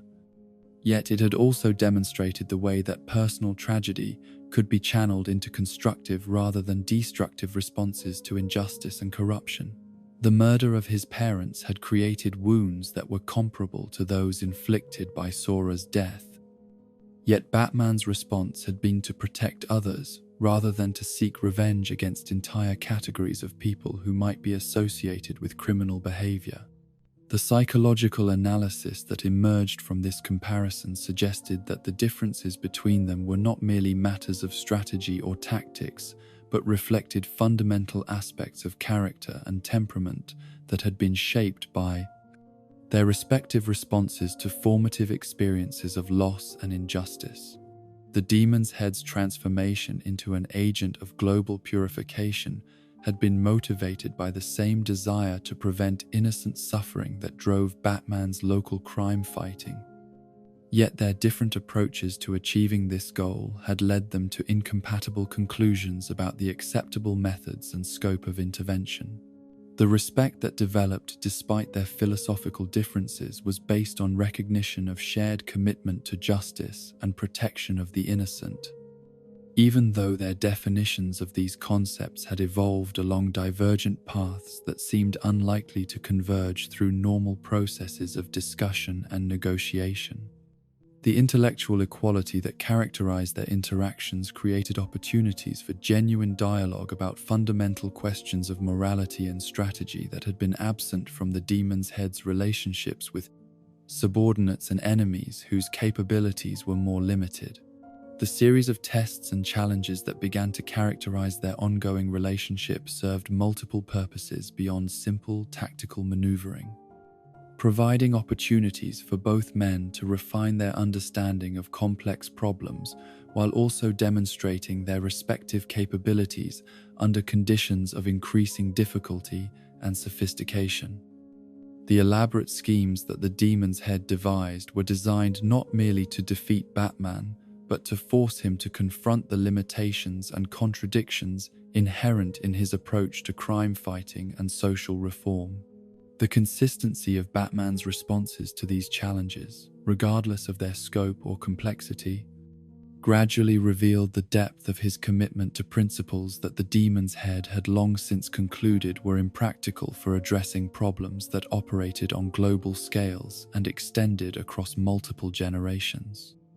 The hero's refusal to compromise his moral standards, even when faced with impossible choices, demonstrated a form of integrity that was both admirable and frustrating in its implications for achieving meaningful social change. The tactical innovations that Batman developed in response to the unique challenges posed by an adversary who possessed centuries of experience and virtually unlimited resources forced the Demon's Head to reconsider assumptions about the relationship between individual capability and systemic change that had been fundamental to his strategic thinking. The effectiveness of focused local action in disrupting global operations suggested that the distributed nature of modern civilization created vulnerabilities that had not existed in earlier eras when power was more centrally concentrated. The technological capabilities that Batman brought to their conflicts reflected not only his personal wealth and intelligence, but also the advanced industrial base that characterized late 20th century civilization, providing access to materials and techniques that exceeded anything available during the Demon's Head's earlier centuries of operation. The gadgets and vehicles that supported Batman's activities represented a form of democratization of advanced technology that created new possibilities for individual action, while also generating new categories of threats and Batman's form of democratization. Opportunities. The organizational challenges that Batman's interference created for the Demon's operations revealed weaknesses in traditional hierarchical structures that had been developed for earlier eras when communication and transportation were more limited. The speed and flexibility with which Batman could respond to emerging situations often exceeded the reaction time of organizational systems that had been designed for longer planning cycles and more predictable operational environments. The psychological impact of their ongoing conflict on both participants was profound and lasting, as each confrontation forced them to confront aspects of their own motivations and methods that might otherwise have remained unexamined. The Demon's Head found his certainty about the necessity and morality of his mission being challenged by someone whose alternative approach seemed to achieve meaningful results while preserving the individual dignity and social bonds that global purification would necessarily destroy. The evolution of their relationship from simple antagonism towards something approaching mutual respect created complications for both men that extended beyond immediate tactical considerations to encompass questions about the nature of heroism and the possibility of achieving meaningful collaboration, despite fundamental disagreements about methods and objectives. The recognition that they shared common goals while remaining committed to incompatible approaches created a form of tragic tension that influenced all their subsequent interactions. The impact of their conflicts on the broader superhero community and the criminal underworld created ripple effects that extended far beyond their immediate confrontations. As other individuals and organizations were forced to choose sides or develop new strategies for navigating the complex moral landscape that their philosophical debate had created. The questions they raised about individual versus collective action, local versus global solutions, and the acceptable costs of pursuing justice had implications that affected everyone who sought to address problems of crime, corruption, and social dysfunction.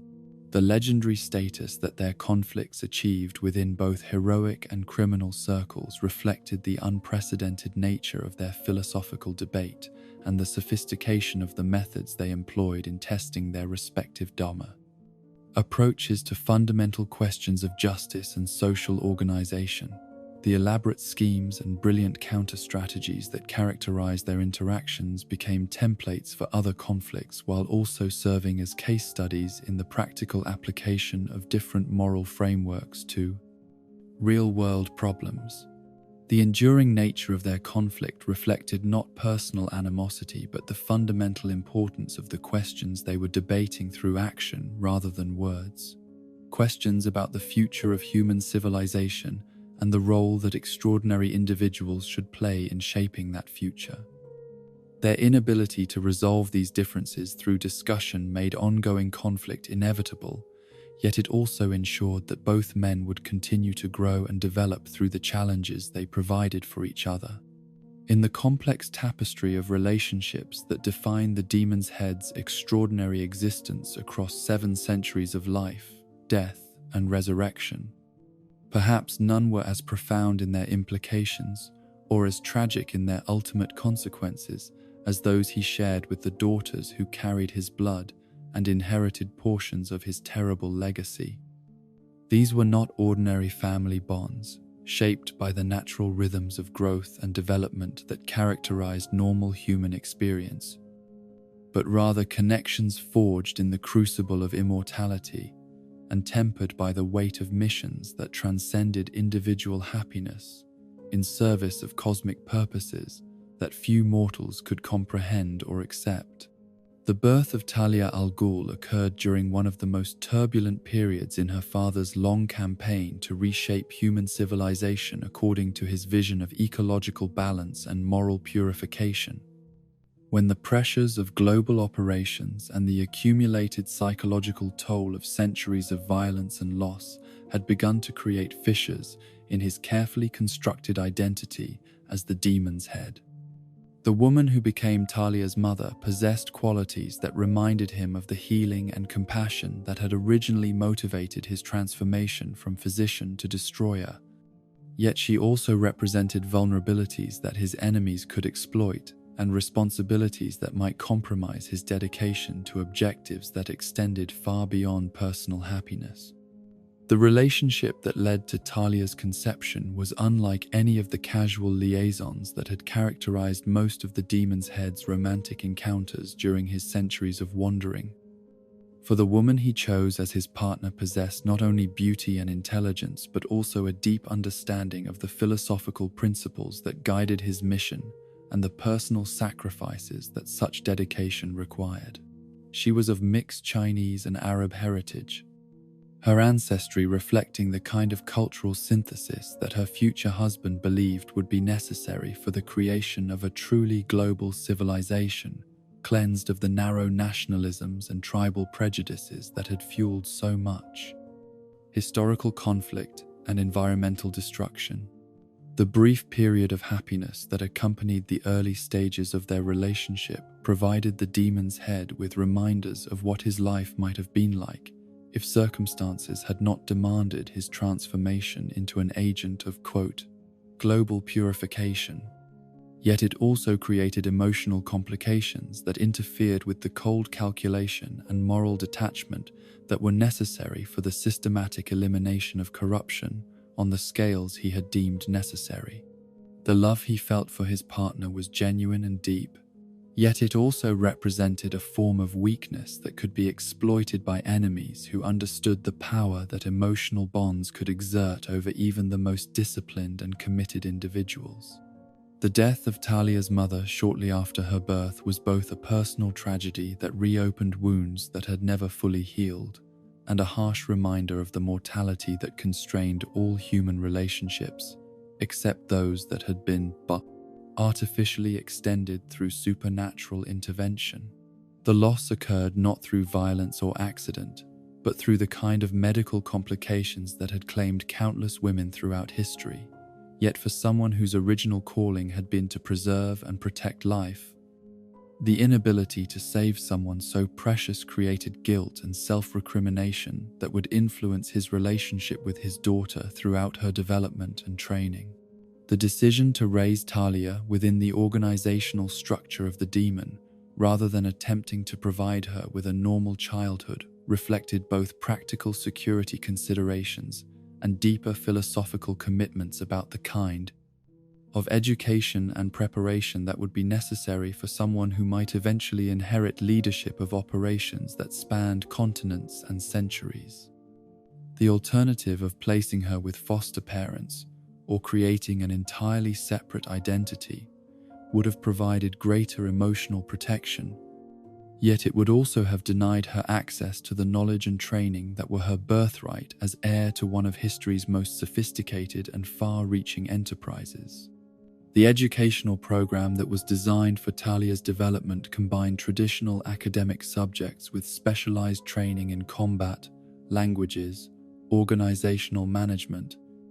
and the complex philosophical frameworks that provided moral justification for activities that conventional ethical systems would classify as terrorism or genocide.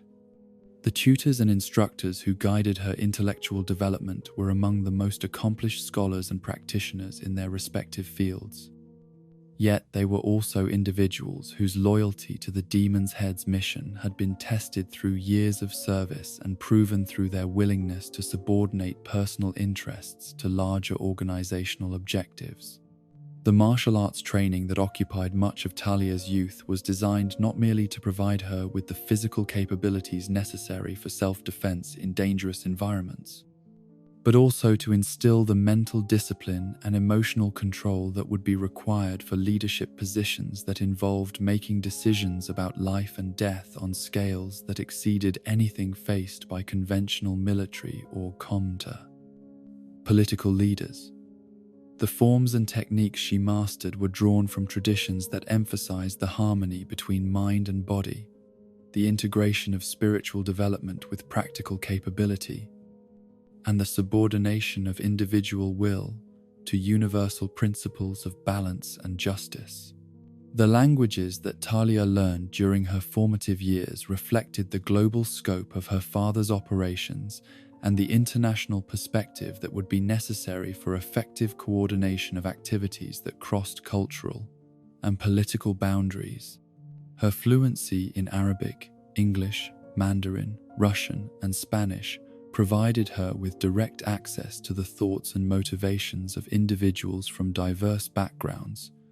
while her study of classical Latin and ancient Greek connected her to philosophical and literary traditions that had shaped human thinking about justice, power, and social organization for millennia.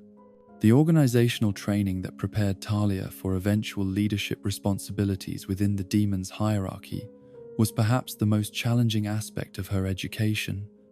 as it required her to master not only the technical aspects of managing complex operations across multiple time zones and cultural contexts,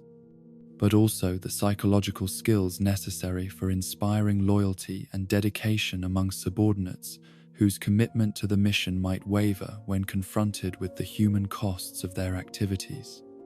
The case studies and simulations that form the core of this curriculum were based on actual operations that had been conducted over previous decades, providing her with detailed understanding of both successful strategies and costly failures. The moral education that accompanied her practical training was designed to create philosophical frameworks that could justify and sustain the kind of systematic violence that the organization's mission required, while also preserving the humanitarian impulses that gave meaning and purpose to activities that might otherwise degenerate into simple sadism or power-seeking. The texts and discussions that shaped her ethical development drew from traditions as diverse as utilitarian philosophy, environmental science, and mystical teachings about the relationship between individual consciousness and cosmic harmony. The relationship between father and daughter that developed during these formative years was complicated by the competing demands of parental affection and organizational necessity. As the Demon's Head struggled to provide emotional support and guidance, while the training program that was designed for Damien's development from earliest childhood reflected both his grandfather's philosophical priorities and his mother's understanding of Batman's methods and values, creating an educational synthesis that was intended to produce an heir who could bridge the gap between opposing approaches to justice while also possessing the capabilities necessary for leadership of global operations.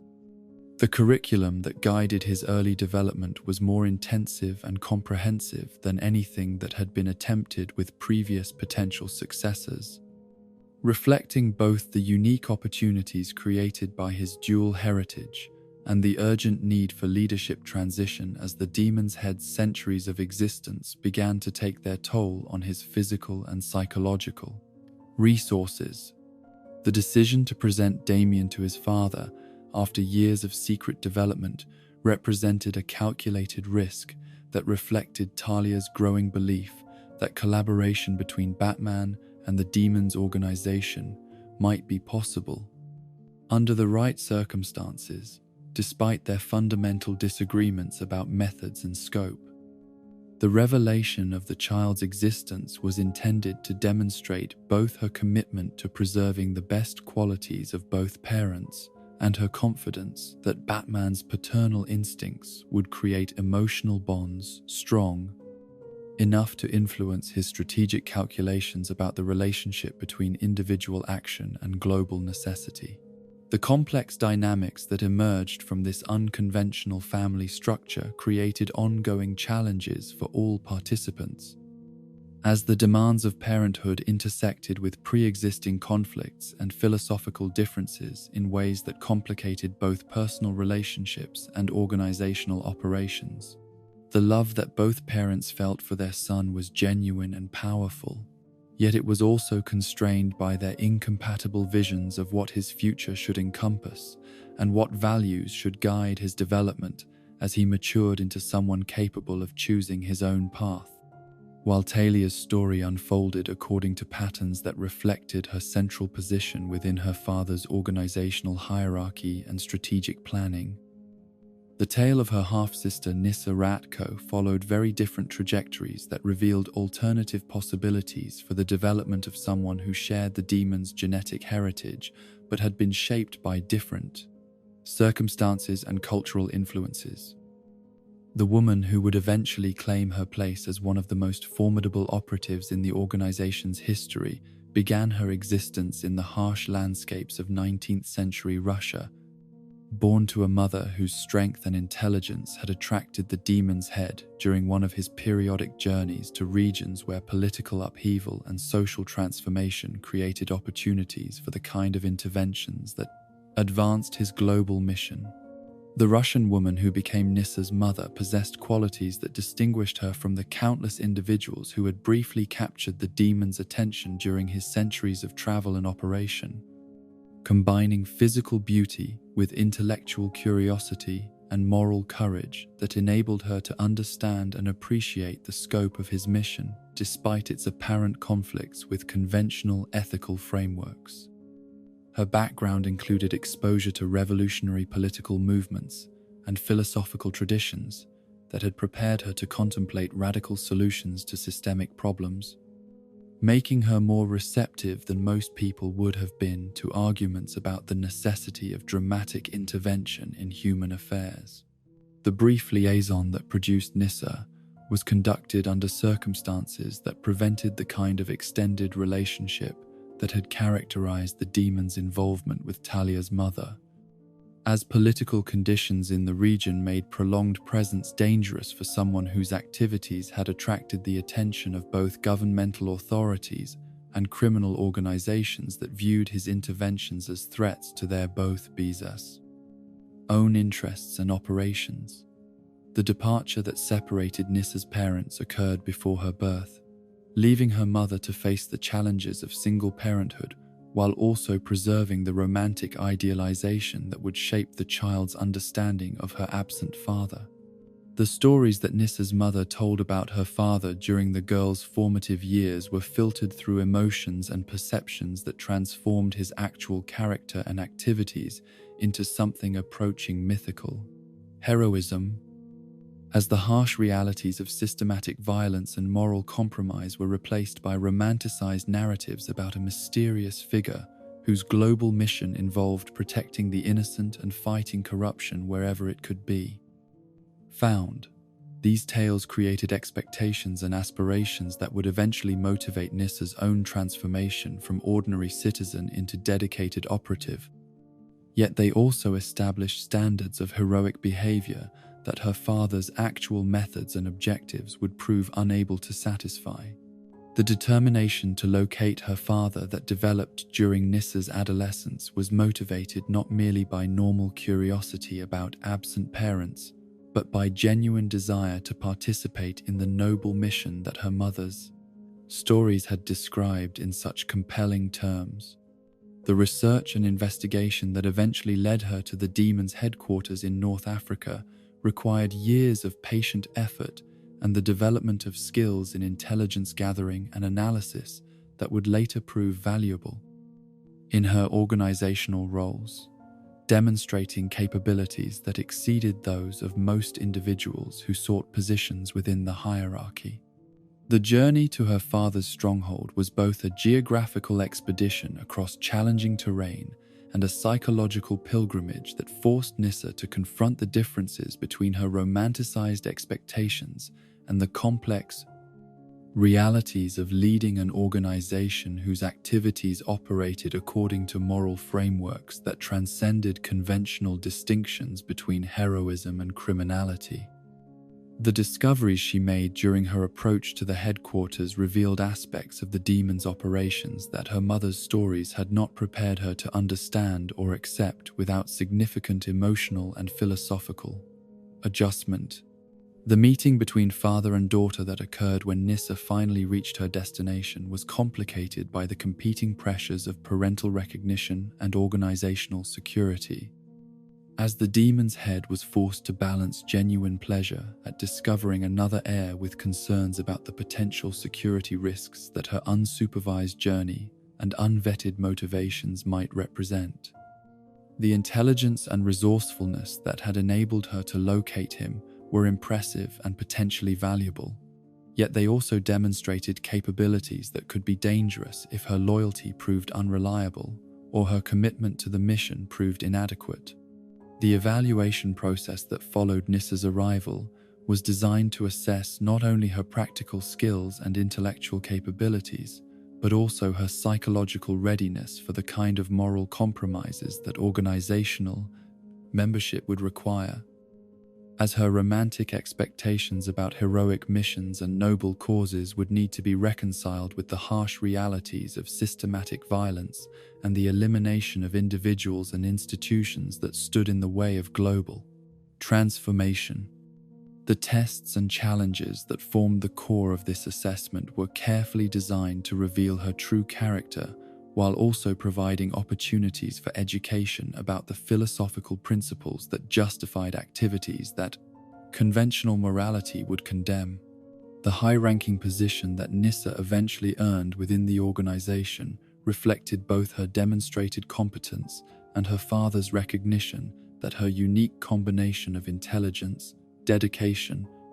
and independent thinking made her particularly valuable for operations that required innovation and adaptability rather than simple obedience to established procedures. The responsibilities that accompanied her promotion included access to some of the organization's most sensitive information and participation in planning processes that shaped activities affecting millions of people across multiple continents. The access to Lazarus Pit technology that was granted to Nyssa represented one of the highest levels of trust that the demon's head could extend to any subordinate, as knowledge of the pit's existence and location constituted information that could destroy the organization if it fell into the wrong hands or was used for purposes that conflicted with the overall mission. The longevity and enhanced capabilities that regular exposure to the pits provided were both gifts and responsibilities that required careful management to avoid the psychological deterioration that could result from excessive use or inappropriate application. The innovations that Nyssa developed for reusing the Lazarus pits represented some of the most significant technological advances in the organization's history, as her research revealed methods for regenerating the mysterious energies that powered the resurrection process and extending the effective lifespan of individual pit installations. These discoveries not only provided practical benefits for organizational operations, but also demonstrated her value as a scientific researcher whose contributions extended beyond simple operational effectiveness to encompass fundamental advances in understanding the forces that made the demon's mission possible. The philosophical evolution that characterized Nyssa's thinking during her years of high-level service reflected both her growing understanding of the organization's true methods and objectives and her increasing discomfort with aspects of the mission that conflicted with the heroic ideals that had originally motivated her participation. The gap between her mother's romanticized stories and the reality of systematic violence and cultural destruction created internal tensions that influenced her decision-making and her relationships with other organizational members, including her father and sister. The 19th century departure that marked the end of Nyssa's active participation in the organization occurred after years of growing dissatisfaction with methods and objectives that she had come to view as incompatible with the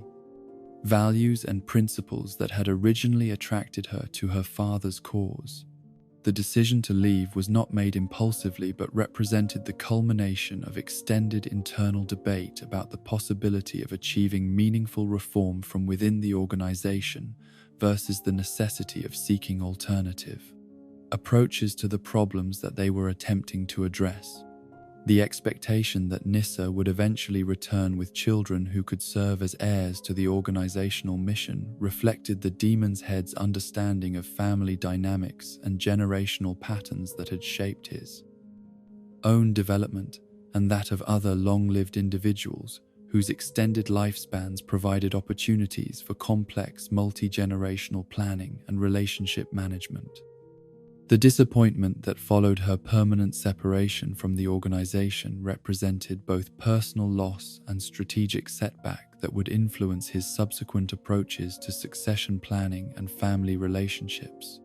The refusal to provide heirs that led to Nyssa's formal disownment was motivated not by simple rebelliousness or personal animosity, but by principled objection to the idea of bringing children into a world where they would be shaped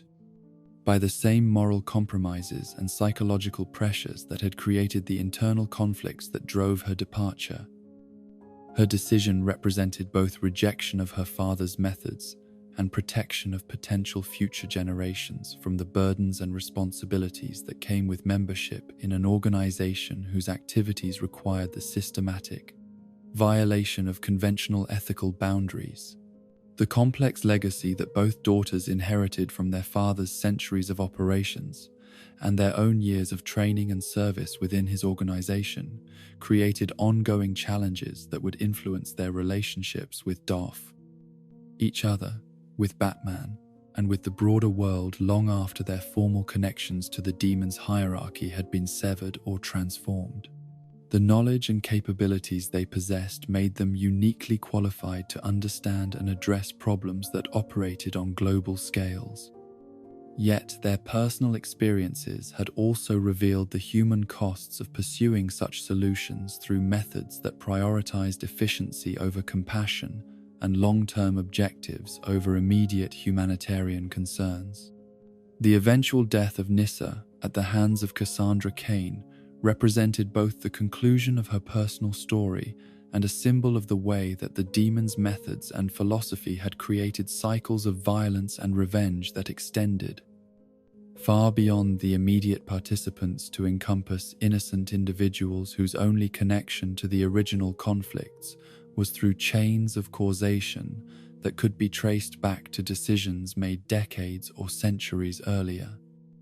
Her fate served as a reminder that even those who rejected the organization's methods and sought alternative paths could not entirely escape the consequences of their early involvement in activities that had shaped the moral landscape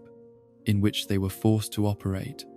The relationships between the Demon's daughters and their father represented different aspects of the same fundamental challenge that faced anyone who inherited extraordinary capabilities and global responsibilities from previous generations, as they were forced to choose between continuing missions that they had not originated and developing alternative approaches that might prove more compatible with their own moral development and understanding of human nature. Their stories served as case studies in the complex dynamics of family loyalty, philosophical disagreement, and the practical challenges of reforming organizations whose activities had been shaped by centuries of accumulated tradition and institutional momentum. In the vast chronicle of supernatural phenomena that have shaped human understanding of life, death, and the mysterious forces that govern the transition between these states, few discoveries have proven as profound in their implications or as transformative in their effects as the network of chemical pools and underground chambers that the world would come to know as the Lazarus Pits. These extraordinary formations, scattered across the globe in locations that seemed to follow patterns related to ancient geological processes and mystical energies that operated according to principles beyond the reach of conventional science, represented perhaps the most significant departure from natural law that any human being had ever encountered or learned to manipulate. The origins of these remarkable phenomena stretched back into the deepest reaches of geological time, when the fundamental forces that shaped the Earth's structure and chemical composition had created conditions unlike anything that existed in the modern world. The combination of specific mineral deposits, underground water systems, and electromagnetic fields that gave rise to the pit's unique properties had required millions of years of precise environmental development, creating isolated pockets of concentrated energy that lay dormant beneath the surface until chance or deliberate investigation brought them into contact with organic matter capable of responding to their transformative influence. The chemical composition of the waters that filled these mystical basins defied easy analysis through conventional laboratory techniques, as the active compounds seemed to exist in states of constant flux that changed according to patterns that bore no relationship to known principles of chemistry or physics. The base solution appeared to contain high concentrations of rare minerals and organic compounds that had been dissolved from surrounding rock formations over extended periods. Yet these conventional elements were somehow transformed by their interaction with forces that operated according to rules that transcended normal understanding of matter and energy. The electromagnetic properties that characterized the immediate environment around each pit created fields of influence that could be detected through sensitive instruments. Yet the patterns of energy emission seemed to respond to the presence of conscious observers in ways that suggested some form of primitive awareness or intelligence embedded within the phenomenon itself. The fluctuations in temperature, electromagnetic radiation, and even local gravitational fields that accompanied the resurrection process indicated that the pits were not simply chemical solutions but rather focal points for forces that affected the fundamental structure of space and time in their immediate vicinity. The discovery of the first pit during the Demon's Head's early career as a physician had been motivated by desperation and grief rather than systematic scientific investigation. Yet the observations he made during that initial encounter provided the foundation for centuries of subsequent research into the mechanisms that made resurrection possible and the conditions that determined its effectiveness. The careful documentation of symptoms, side effects, and environmental factors that accompanied each use of the pit created a database of information that would prove invaluable for understanding both the potential benefits and the significant risks associated with this unprecedented ocean technology. The resurrection process itself operated according to principles that seemed to reverse or bypass the normal biochemical changes that occurred during death, restoring cellular function and neural activity through mechanisms that conventional medical science could neither explain nor replicate through artificial means. The immersion of recently deceased organic matter in the pit's waters triggered cascading reactions at the molecular level that rebuilt damaged tissue, restored blood circulation, and reactivated brain functions that should have been irreversibly lost within minutes of cardiac arrest. The temporal limitations that govern successful resurrection represented one of the most crucial factors in determining the practical applications of pit technology, as the effectiveness of the treatment declined rapidly as the interval between death and immersion increased beyond certain critical thresholds. Bodies that had been dead for more than several hours showed progressively diminished responses to the resurrection process, while those that had been deceased for days or weeks could achieve only partial restoration that left them in states that were neither fully alive nor completely dead. The quality of preservation during the period between death and treatment also played a significant role in determining the success and completeness of resurrection, as tissue damage caused by decomposition, injury, or environmental factors could not be fully corrected through immersion in the pit's waters alone. The optimal candidates for resurrection were individuals who had died from causes that left their basic physiological systems intact, such as drowning, suffocation, or certain forms of poisoning that stopped vital functions without causing extensive cellular damage. The side effects that inevitably accompanied successful resurrection were perhaps the most troubling aspects of the entire process, as they revealed that the restoration of life came at psychological and spiritual costs that extended far beyond the temporary physical discomfort that might be expected from such a traumatic experience. The most consistent and dangerous of these effects was the temporary insanity that afflicted virtually everyone who underwent resurrection, a condition that seemed to result from the profound disruption of neural patterns and memory structures that occurred during the transition between death and renewed life.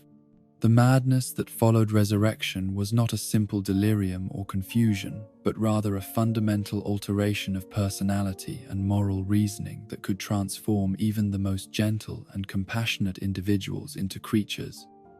driven by rage, violence, and the desire to inflict suffering on others. The duration of this effect varied from person to person and seemed to be influenced by factors including the individual's original mental stability, the length of time they had been dead, and the specific circumstances that had caused their death. The psychological mechanisms that produced this temporary insanity remained poorly understood despite centuries of observation and experimentation. Though the demon's head had developed theories that related the phenomenon to the traumatic experience of consciousness being forcibly reintegrated with a body that had begun the process of death, the restoration of neural function in a brain that had experienced the complete cessation of electrical activity seemed to create conflicts between different levels of memory and identity that could only be resolved through the violent expression of emotions that had been disrupted by the death experience.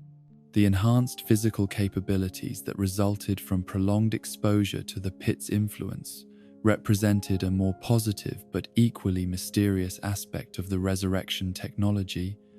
as individuals who underwent multiple treatments over extended periods developed strength, speed, and durability that exceeded normal human limitations by significant margins. The demon's head's own transformation from an ordinary physician into a combatant capable of matching the world's greatest warriors was directly attributable to the accumulated effects of centuries of regular pit usage. The mechanism through which these enhancements occurred appeared to involve permanent modifications to cellular structure and metabolic processes that optimized the body's ability to generate and utilize energy, while also improving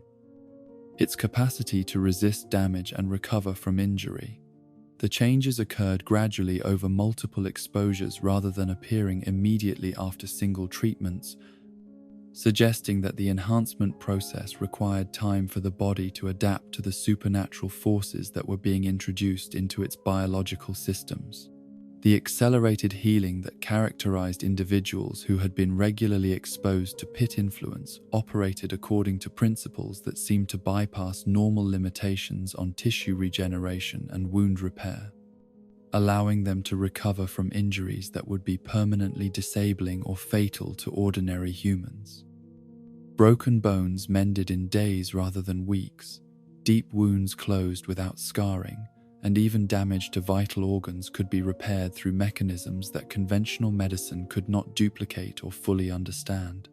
The extended lifespan that represented perhaps the most significant benefit of pit exposure was achieved through the restoration and renewal of cellular systems that would normally deteriorate with age, effectively resetting the biological clock that governed the aging process and allowing individuals to maintain their physical prime for periods that extended far beyond normal human limitations. The demon's head's own 700-year existence stood as proof that regular pit usage could grant something approaching true immortality, though the psychological costs of such extended life created their own forms of suffering and isolation. The soul transference capabilities that the demon's head had developed through extensive experimentation with pit technology represented perhaps the most esoteric and dangerous applications of the supernatural forces at his disposal, allowing consciousness to survive the destruction of its original physical form through migration to new bodies that could serve as temporary or permanent hosts. These techniques required elaborate rituals and preparation procedures that combined elements of chemistry, psychology, and mystical practice in ways that pushed the boundaries of human understanding. The process of consciousness transfer was neither simple nor reliable,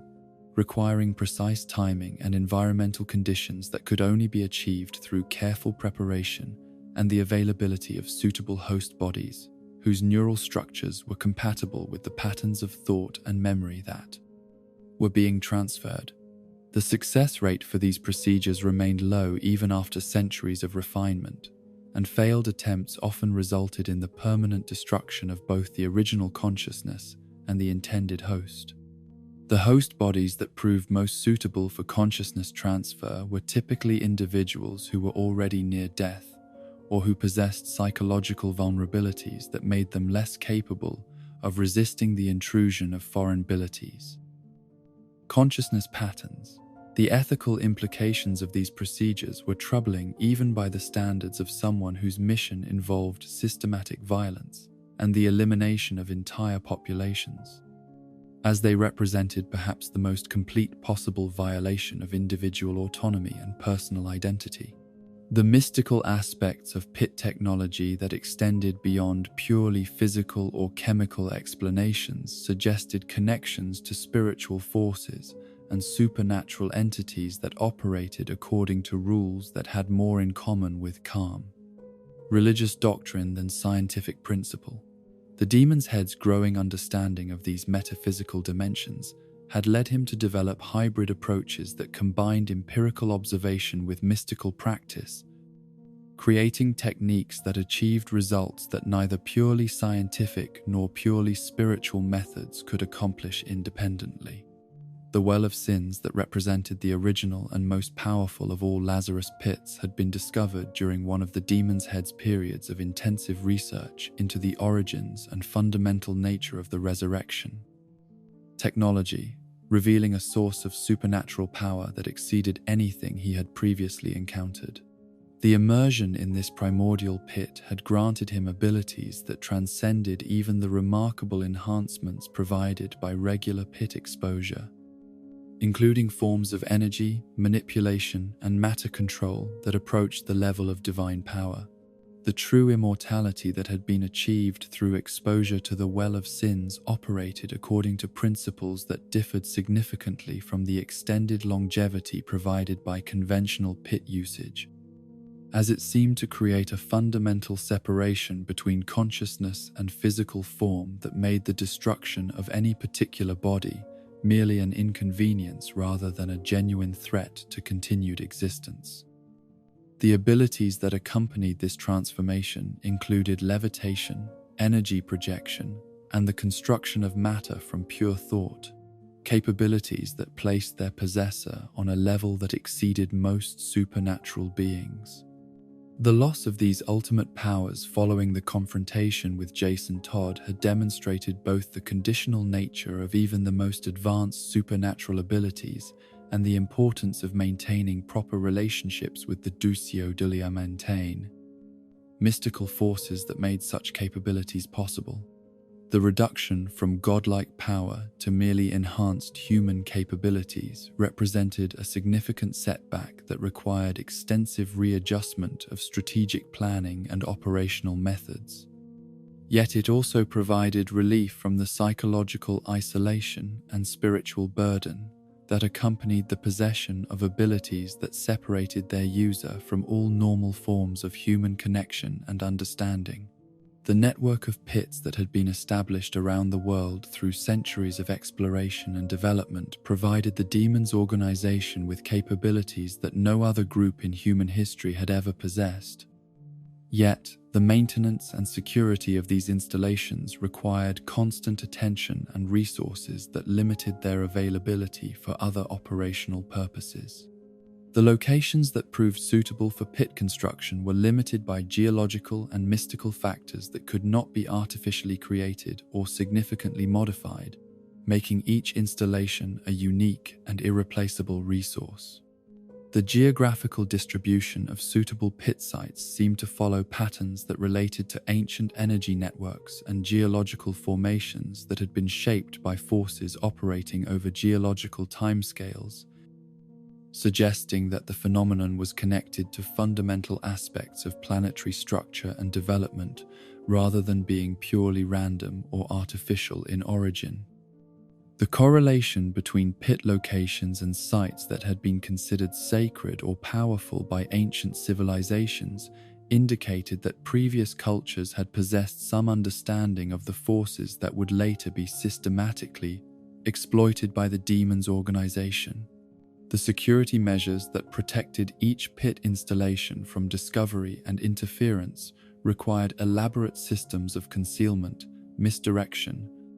and active defense that consumed significant organizational resources, while also limiting access to authorized personnel whose loyalty and discretion had been thoroughly tested through years of service. The knowledge of pit locations and access procedures represented some of the most closely guarded secrets in the organization's possession, as their compromise could lead not only to strategic defeat, but to the potential misuse of powers that could threaten global stability. The environmental impact of pit operations created ecological disturbances that extended far beyond the immediate vicinity of each installation, as the supernatural forces involved in the resurrection process seemed to affect local weather patterns, plant and animal behavior, and even geological stability in ways that could not be easily concealed from scientific observation. The management of these side effects required careful monitoring and occasional intervention to prevent the development of anomalies that might attract unwanted attention from governmental or academic researchers. The long-term psychological effects of regular pit exposure on the demon's head himself had created forms of mental and emotional deterioration that were as significant as the physical benefits he had gained from centuries of enhanced life and capability, demonstrating that immortality came with costs that extended far beyond the immediate risks of the resurrection process itself. The accumulation of memories across multiple centuries of existence had created burdens of knowledge and experience that exceeded the normal capacity of human consciousness to process and integrate in healthy ways. The gradual erosion of empathy and emotional connection that accompanied extended pit usage seemed to result from the repeated experience of death and resurrection, which created psychological distance from normal human concerns about mortality and suffering,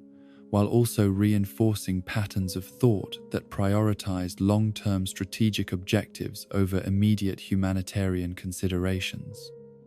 The ability to view individual lives, and even entire civilizations, as temporary phenomena that could be sacrificed for larger purposes represented both a practical advantage and a profound spiritual loss. The relationship between pit technology and the natural world revealed fundamental tensions between the supernatural forces that made resurrection possible and the ecological systems that supported normal life on Earth, as the energies involved in the process seemed to draw power from sources that could not be replenished through natural means. The long-term sustainability of pit operations remained questionable, even after centuries of usage, as the signs of depletion and diminishing effectiveness suggested that even supernatural resources might have limits that could be exceeded through overuse. The scientific research that had been conducted into the mechanisms underlying pit function had revealed tantalizing hints about the relationship between consciousness, physical matter,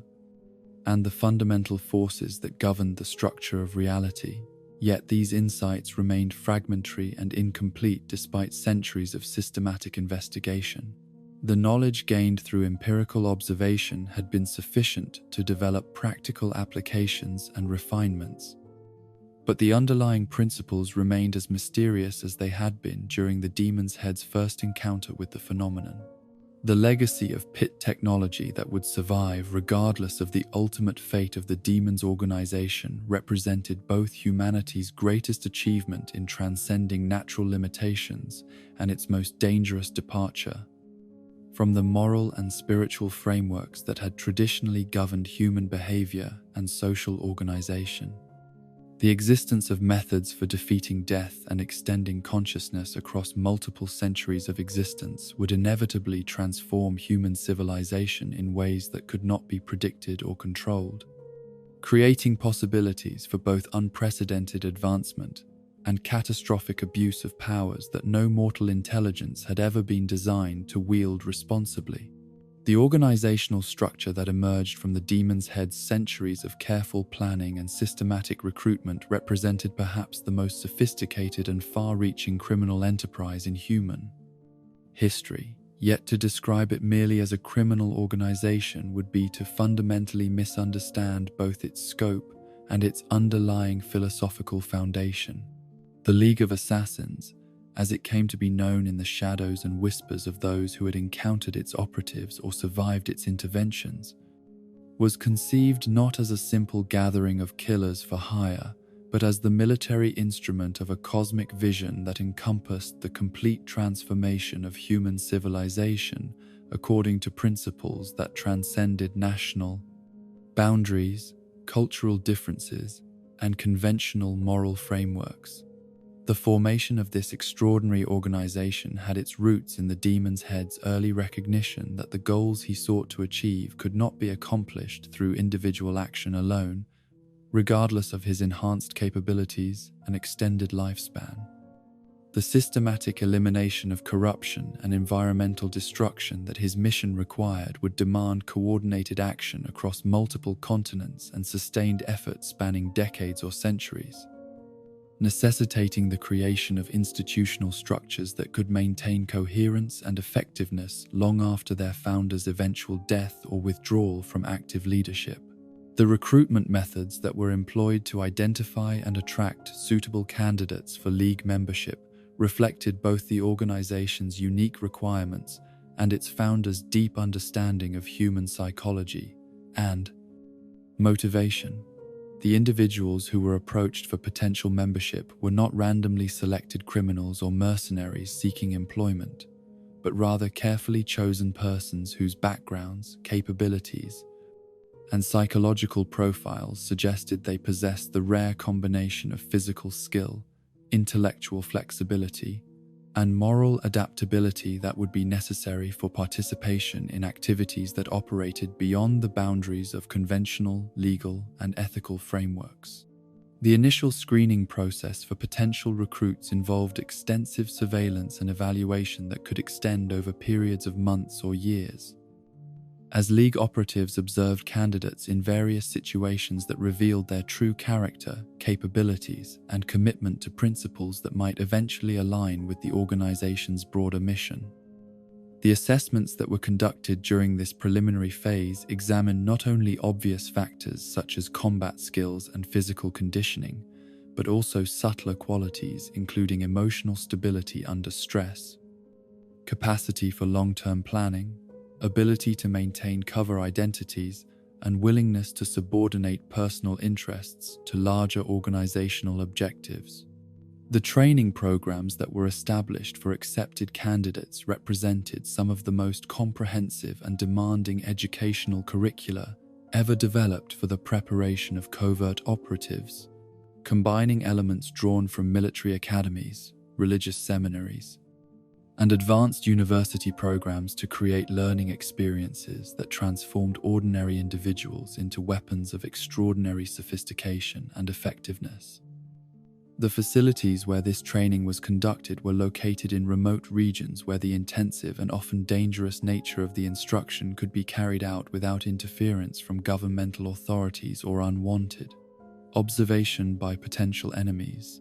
The physical conditioning that formed the foundation of all League training was designed not merely to develop strength, speed, and endurance beyond normal human limits,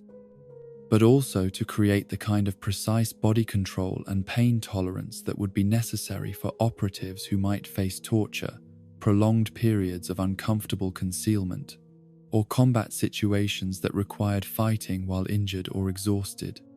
The exercises and drills that occupied much of each trainee's daily schedule were drawn from martial arts traditions, spanning multiple continents and centuries of development,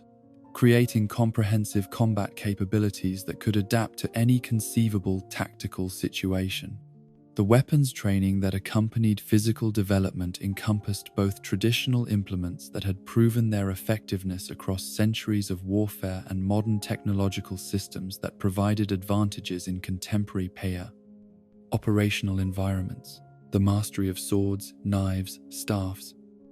and projectile weapons was pursued not out of nostalgic attachment to historical methods, but because these tools offered capabilities that could not be replicated through technological means, including silent operation, reliability under extreme conditions, and the psychological impact that traditional weapons could have on opponents who were unprepared for such encounters.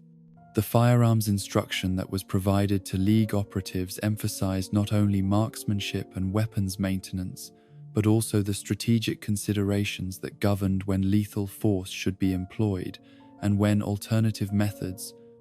might prove more effective for achieving specific objectives.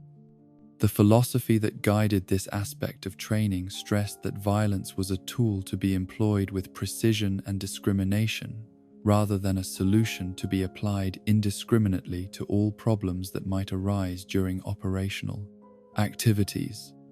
The stealth and infiltration techniques that were taught to League members represented perhaps the most crucial skills for operatives whose effectiveness depended upon their ability to approach targets without detection and escape from hostile environments without leaving traces that could be followed by investigators. The curriculum that addressed these capabilities drew from traditions as diverse as Japanese ninjutsu, Middle Eastern assassin schools, and modern intelligence services, creating hybrid methodologies that combined the best elements of each approach while adapting them to contemporary security challenges. The psychological training that prepared League operatives for the mental and emotional demands of their chosen profession was perhaps the most challenging and controversial aspect of their education, as it necessarily involved the systematic erosion of normal moral inhibitions against violence, while preserving the intellectual clarity and emotional stability that were required for effective decision-making under extreme stress. The methods employed to achieve this delicate balance included meditation techniques, philosophical indoctrination, and carefully controlled exposure to scenarios that gradually accustomed trainees to the reality of causing death and suffering in service of larger objectives. The cover identity development that enabled League operatives to function effectively in normal society while maintaining their covert activities represented one of the most sophisticated aspects of their training, requiring not only acting skills and familiarity with various cultural contexts, but also the psychological discipline necessary to maintain multiple personality patterns over extended periods without experiencing identity confusion or breakdown. The creation of believable false identities involved extensive research into social, economic, and cultural backgrounds that could support the personas that operatives would need to adopt during long-term assignments. The language instruction that was provided to all League members reflected the international scope of their anticipated operations and the need for effective communication with individuals from diverse cultural backgrounds. The curriculum that addressed linguistic capabilities emphasized not only vocabulary and grammar, but also the subtle cultural nuances and regional variations that could determine success or failure in situations requiring deep cultural integration and the ability to pass as a native member of various communities. The organizational hierarchy that governed League operations was designed to balance the need for centralized coordination with the operational flexibility that was essential for effective covert action in rapidly changing circumstances. The rank structure that emerged from years of refinement and practical experience created clear chains of command while also providing opportunities for initiative and independent decision-making at levels appropriate to each operative's experience and demonstrated capabilities. The leadership positions within the League hierarchy were reserved for individuals who had demonstrated not only exceptional skill and dedication, but also the intellectual sophistication necessary to understand and implement the philosophical principles that distinguish the organization from simple criminal enterprises or mercenary groups.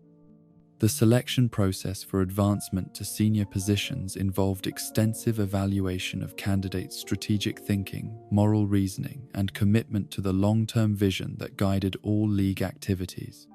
The specialized branches that developed within the League structure reflected the diverse nature of the organization's operational requirements and the need for expertise in specific areas that required focused training and foria. Resources. The assassination division that formed the core of the organization's capabilities was supplemented by intelligence gathering units, infiltration specialists, sabotage experts, and support personnel whose activities enabled the primary operators to function effectively in hostile environments. The intelligence network that supported League operations represented one of the most comprehensive information gathering systems ever established by a non-governmental organization.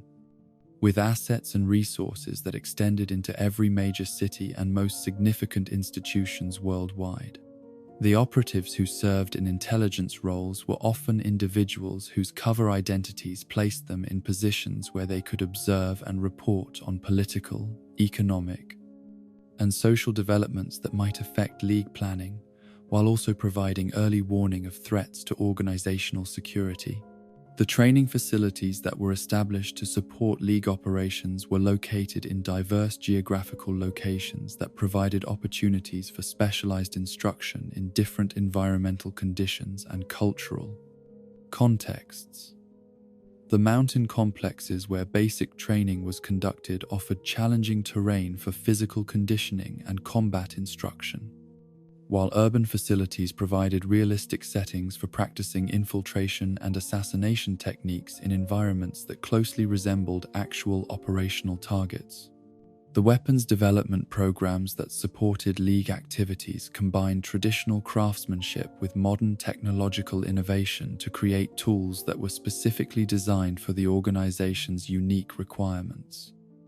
The research and development efforts that produced these specialized implements were conducted by teams that included both master craftsmen, who preserved ancient techniques, and contemporary engineers who understood the possibilities offered by advanced materials and manufacturing processes. The financial resources that sustained League operations were drawn from diverse sources that included legitimate business enterprises, criminal activities, and the vast personal wealth that the Demon's Head had accumulated over centuries of careful investment and acquisition. The economic foundation that supported organizational activities was managed through complex networks of shell companies and offshore accounts that concealed the true scope and nature of League resources, while also providing flexibility for funding operations that required significant financial resources.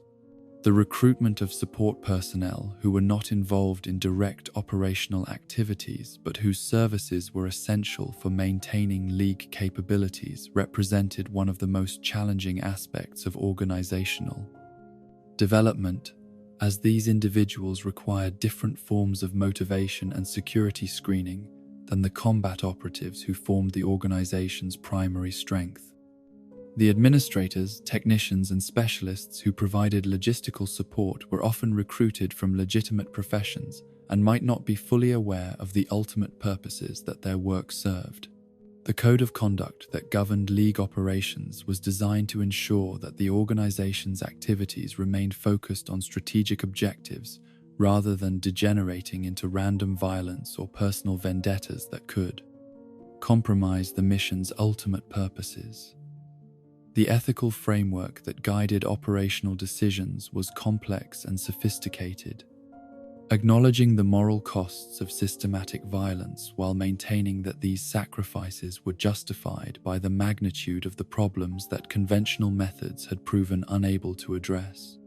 The loyalty that was demanded from League members extended beyond simple obedience to orders or adherence to operational procedures to encompass complete dedication to the philosophical vision that gave meaning and purpose to their activities. The indoctrination methods that were employed to develop this level of commitment involved extensive education about environmental science, population dynamics, and the systemic failures of existing governmental and economic institutions that made radical intervention necessary for human survival. The security measures that protected League operations from penetration by hostile intelligence services or law enforcement agencies required constant vigilance and sophisticated counterintelligence capabilities that matched or exceeded those of most governmental organizations. The protocols that governed communication, movement, and operational security were regularly updated to address new technological developments and changing threat environments that could compromise organizational effectiveness. The international scope of League activities created complex challenges related to operating across multiple legal jurisdictions while avoiding detection by law enforcement and intelligence agencies that possessed varying levels of capability and different priorities regarding international cooperation. The strategies that were developed to address these challenges involved careful study of legal systems, political relationships, and bureaucratic procedures that could be exploited to provide operational advantages or escape routes when missions encountered unexpected complications. The historical events in which League operatives played significant roles were carefully selected to advance the organization's long-term objectives while also providing opportunities for training and capability development that could not be achieved through simulated exercises or controlled environments. The interventions that were conducted during major conflicts and political upheavals provided valuable experience in operating under wartime conditions, while also demonstrating the organization's capacity to influence events on scales that exceeded anything achievable by conventional intelligence or military forces. The relationship between the League of Assassins and other criminal organizations was managed according to principles that balanced operational security with the practical advantages that could be gained through temporary alliances or information sharing arrangements. The collaborations that were established with various criminal enterprises were typically limited in scope and duration, designed to achieve specific tactical objectives while maintaining the League's independence and preventing the compromise of sensitive information or capabilities. The impact that League operations had on global political and economic systems was both subtle and profound, as the organization's interventions were designed to influence long-term trends and structural relationships rather than achieving immediate dramatic changes that might attract unwanted attention from governmental authorities. International monitoring systems, the assassination of key individuals, the disruption of crucial negotiations, and the manipulation of information flows created cumulative effects that shaped historical developments in ways that served the Demon's Head's ultimate vision of global transformation. The training doctrine that guided League educational programs emphasized adaptability and innovation over rigid adherence to established procedures. Recognizing that effective covert operations required operatives who could respond creatively to unexpected situations while maintaining focus on their ultimate objectives. The curriculum that prepared League members for field operations included extensive study of historical cases and tactical scenarios that illustrated both successful methods and costly failures that had resulted from inadequate preparation or poor decision-making under stress. The technological capabilities that supported League operations were carefully balanced between sophistication and reliability, avoiding dependence on systems that might be vulnerable to countermeasures or that required maintenance and support that could compromise operational security.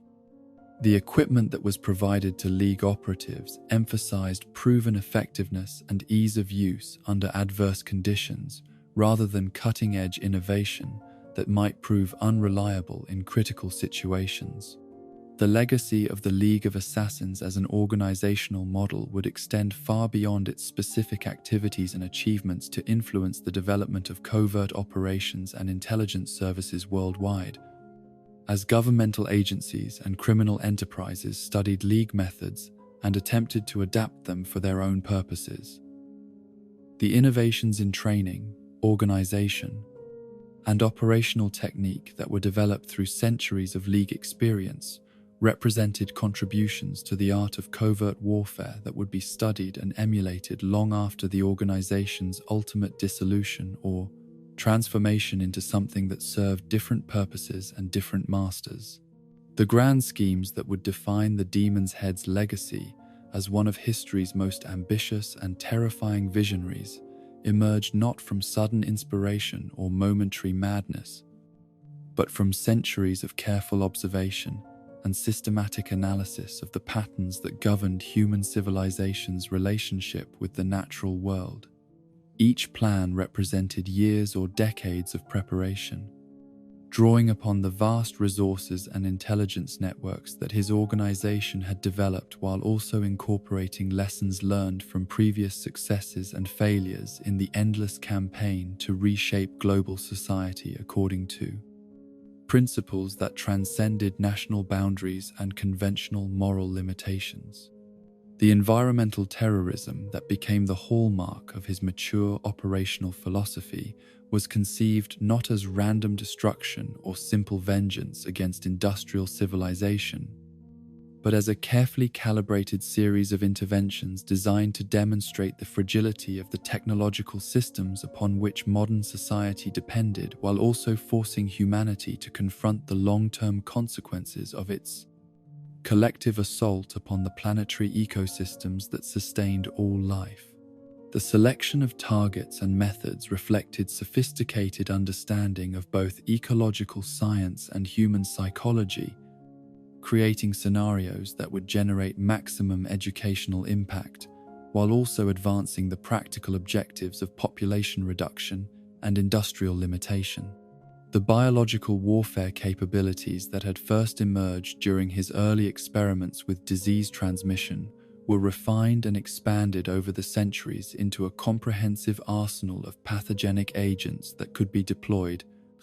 according to specific strategic requirements and environmental conditions. The cultivation of viruses, bacteria, and other infectious organisms required facilities that combined the security measures of military installations with the technological sophistication of advanced research laboratories,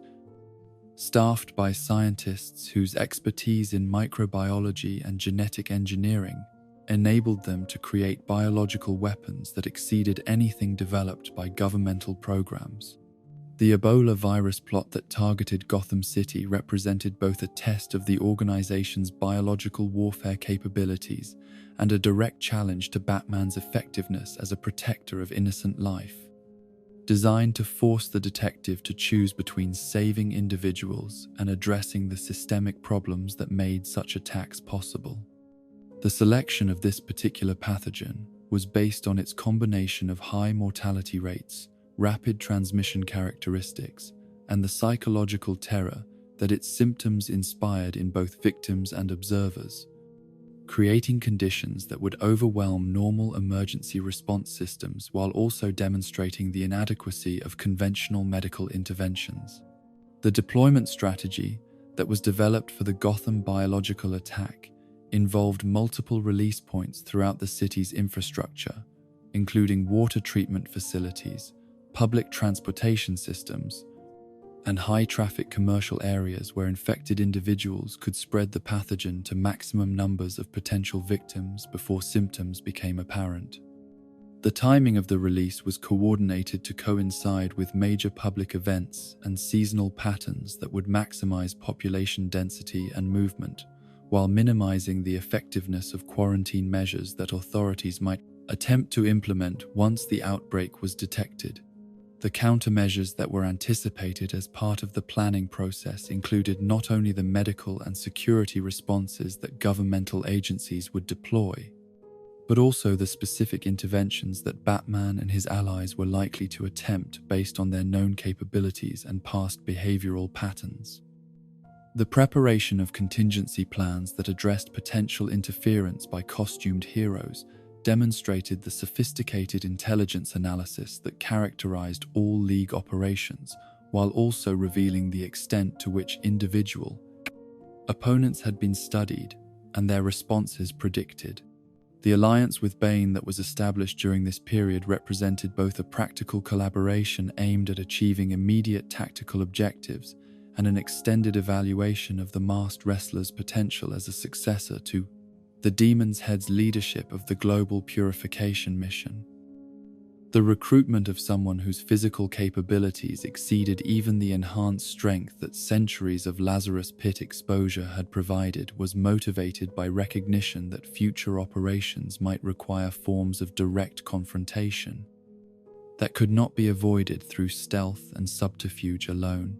The psychological assessment of Bane's character and motivations that was conducted during their collaboration revealed both impressive intellectual capabilities and disturbing character flaws that ultimately made him unsuitable for the kind of long-term leadership responsibilities that the organization's mission would require.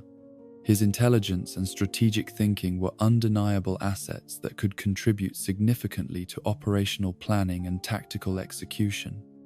Yet his tendency toward violence as an end in itself, rather than a means to larger objectives, suggested fundamental incompatibilities with the philosophical framework that gave meaning and purpose to the organization's activities. The conflict between Talia and Bane that eventually contributed to the termination of their alliance reflected not only personal antipathy between individuals whose backgrounds and values had developed along incompatible trajectories, but also deeper disagreements about the methods and priorities that should guide the organization's future development. Talia's objection to Bane's brutish approach to problem-solving was based not on squeamishness about violence, but on understanding that the systematic application of crude force would eventually generate opposition that could threaten the organization's long-term survival and effectiveness. The Tower of Babel incident that represented perhaps the most sophisticated and successful of the Demon's Head's major operations demonstrated both the potential that could be achieved through careful intelligence gathering and strategic planning, and the continuing relevance of individual human factors in determining the outcome of even the most thoroughly prepared schemes. The discovery and exploitation of Batman's contingency plans for neutralizing his Justice League colleagues revealed not only the depth of analysis that the detective applied to potential security threats, but also the fundamental isolation and mistrust that characterized his relationships even with his closest allies and partners. The acquisition of Batman's secret files required infiltration capabilities that exceeded anything the League had previously attempted, as the security measures protecting the Batcave and its computer systems represented some of the most advanced technological and physical barriers that any intelligence organization had ever encountered. The success of this operation demonstrated not only the skill and dedication of the operatives who conducted the infiltration, but also the sophisticated understanding of Batman's psychological patterns and behavioral tendencies that enabled the League to predict his responses and exploit his blind spots. The individual attacks that were launched against each Justice League member using Batman's own strategic analyses represented a form of psychological warfare that was as significant as their tactical effectiveness, demonstrating to the heroes that their supposed ally had been preparing for their potential betrayal, while also revealing the extent to which their capabilities and limitations had been studied and catalogued. The precision with which each attack was tailored to exploit specific vulnerabilities showed both the accuracy of Batman's assessments and the League's ability to translate theoretical knowledge into practical operational success. The temporary victory over the Justice League that resulted from this carefully orchestrated campaign provided validation for the Demon's Head's belief that superior intelligence and strategic planning could triumph over raw power and conventional heroic methods, while also demonstrating the potential effectiveness of using opponents' own preparations against them. The psychological impact of this success extended far beyond the immediate tactical advantages gained, as it forced both Batman and his allies to confront uncomfortable truths about trust, preparation, and the potential consequences of paranoid thinking, even among individuals dedicated to protecting others. The expulsion of Batman from the Justice League that followed the revelation of his contingency plans served the Demon's Head's broader strategic objectives by isolating the detective from sources of support and collaboration that had previously enhanced his effectiveness, while also creating divisions and suspicions among the heroic community that could be exploited in future operations.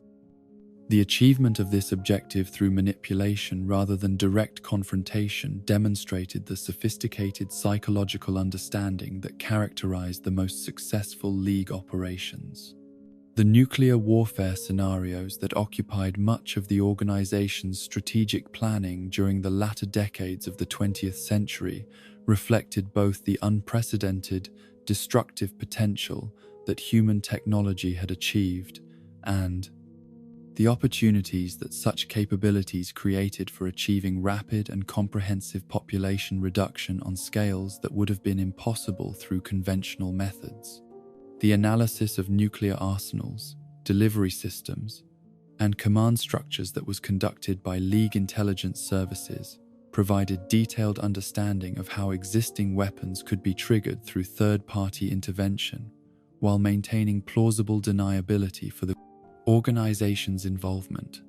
The false flag operations that were designed to provoke nuclear exchanges between existing military powers represented some of the most ambitious and dangerous schemes ever contemplated by the organization,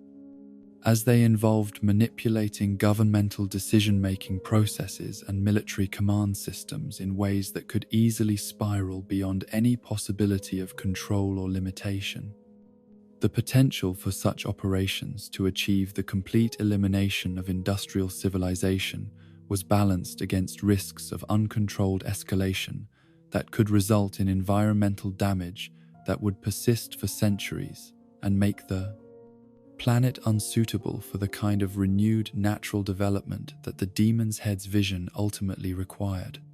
The technological manipulation capabilities that were developed to support these nuclear scenarios included sophisticated electronic warfare systems that could interfere with communication networks, override safety systems, and create false intelligence reports that would influence military commanders to make decisions based on inaccurate assessments of threats and opportunities. The development of these capabilities required recruitment of specialists whose expertise in advanced electronics and computer systems complemented the organization's existing strengths in more traditional forms of covert operation. The natural disaster enhancement projects that represented an alternative approach to rapid population reduction involved the identification and exploitation of existing geological and meteorological vulnerabilities that could be triggered or amplified through relatively modest interventions that would appear to be natural phenomena rather than deliberate attacks. The research that was conducted into earthquake prediction, volcanic activity, and severe weather patterns provided opportunities for creating catastrophic events that would achieve strategic objectives while maintaining the appearance of natural disasters that could not be attributed to human intervention. The weather modification experiments that were conducted as part of these natural disaster projects involved technologies that combined conventional meteorological knowledge with more exotic techniques that drew upon the faith organization's understanding of the supernatural forces that governed Lazarus Pit operations and similar phenomena. The ability to influence precipitation patterns, temperature distributions, and storm development could be applied to create droughts, floods, and severe weather events that would stress agricultural systems and urban infrastructure beyond their capacity to maintain large populations. The seismic intervention capabilities that were developed for earthquake generation required detailed geological surveys and the placement of explosive or energy release devices at critical points in fault systems where relatively small inputs could trigger much larger chain reactions that would appear to be natural tectonic events. The selection of target areas was based on a combination of geological vulnerability and population density that would maximize casualties while also disrupting economic and political systems in ways that advanced the organization's broader objectives. The volcanic activation projects that represented perhaps the most ambitious of these natural disaster scenarios involved attempts to trigger eruptions in dormant or semi-active volcanic systems through methods that ranged from conventional explosives to more exotic applications of the energy manipulation techniques that had been developed through centuries of Lazarus Pit research. The potential for volcanic eruptions to create regional or global climate effects that would persist for years made these projects particularly attractive as methods for achieving sustained population pressure without the need for ongoing, active intervention. The governmental manipulation operations that supported many of these major schemes involved the placement of League operatives or influenced individuals in positions where they could affect policy decisions, military planning, and resource allocation in ways that would either advance the organization's objectives directly or create conditions that would make their other operations more likely to succeed. The infiltration of political institutions, intelligence services, and military commands required long-term planning and the development of cover identities that could withstand the scrutiny that such positions inevitably attracted. The economic warfare capabilities that were developed to complement direct physical attacks involved sophisticated understanding of financial markets, trade relationships, and industrial dependencies that could be exploited to create economic disruption on scales that would affect entire regions or sectors of the global economy. The manipulation of currency exchange rates, commodity prices,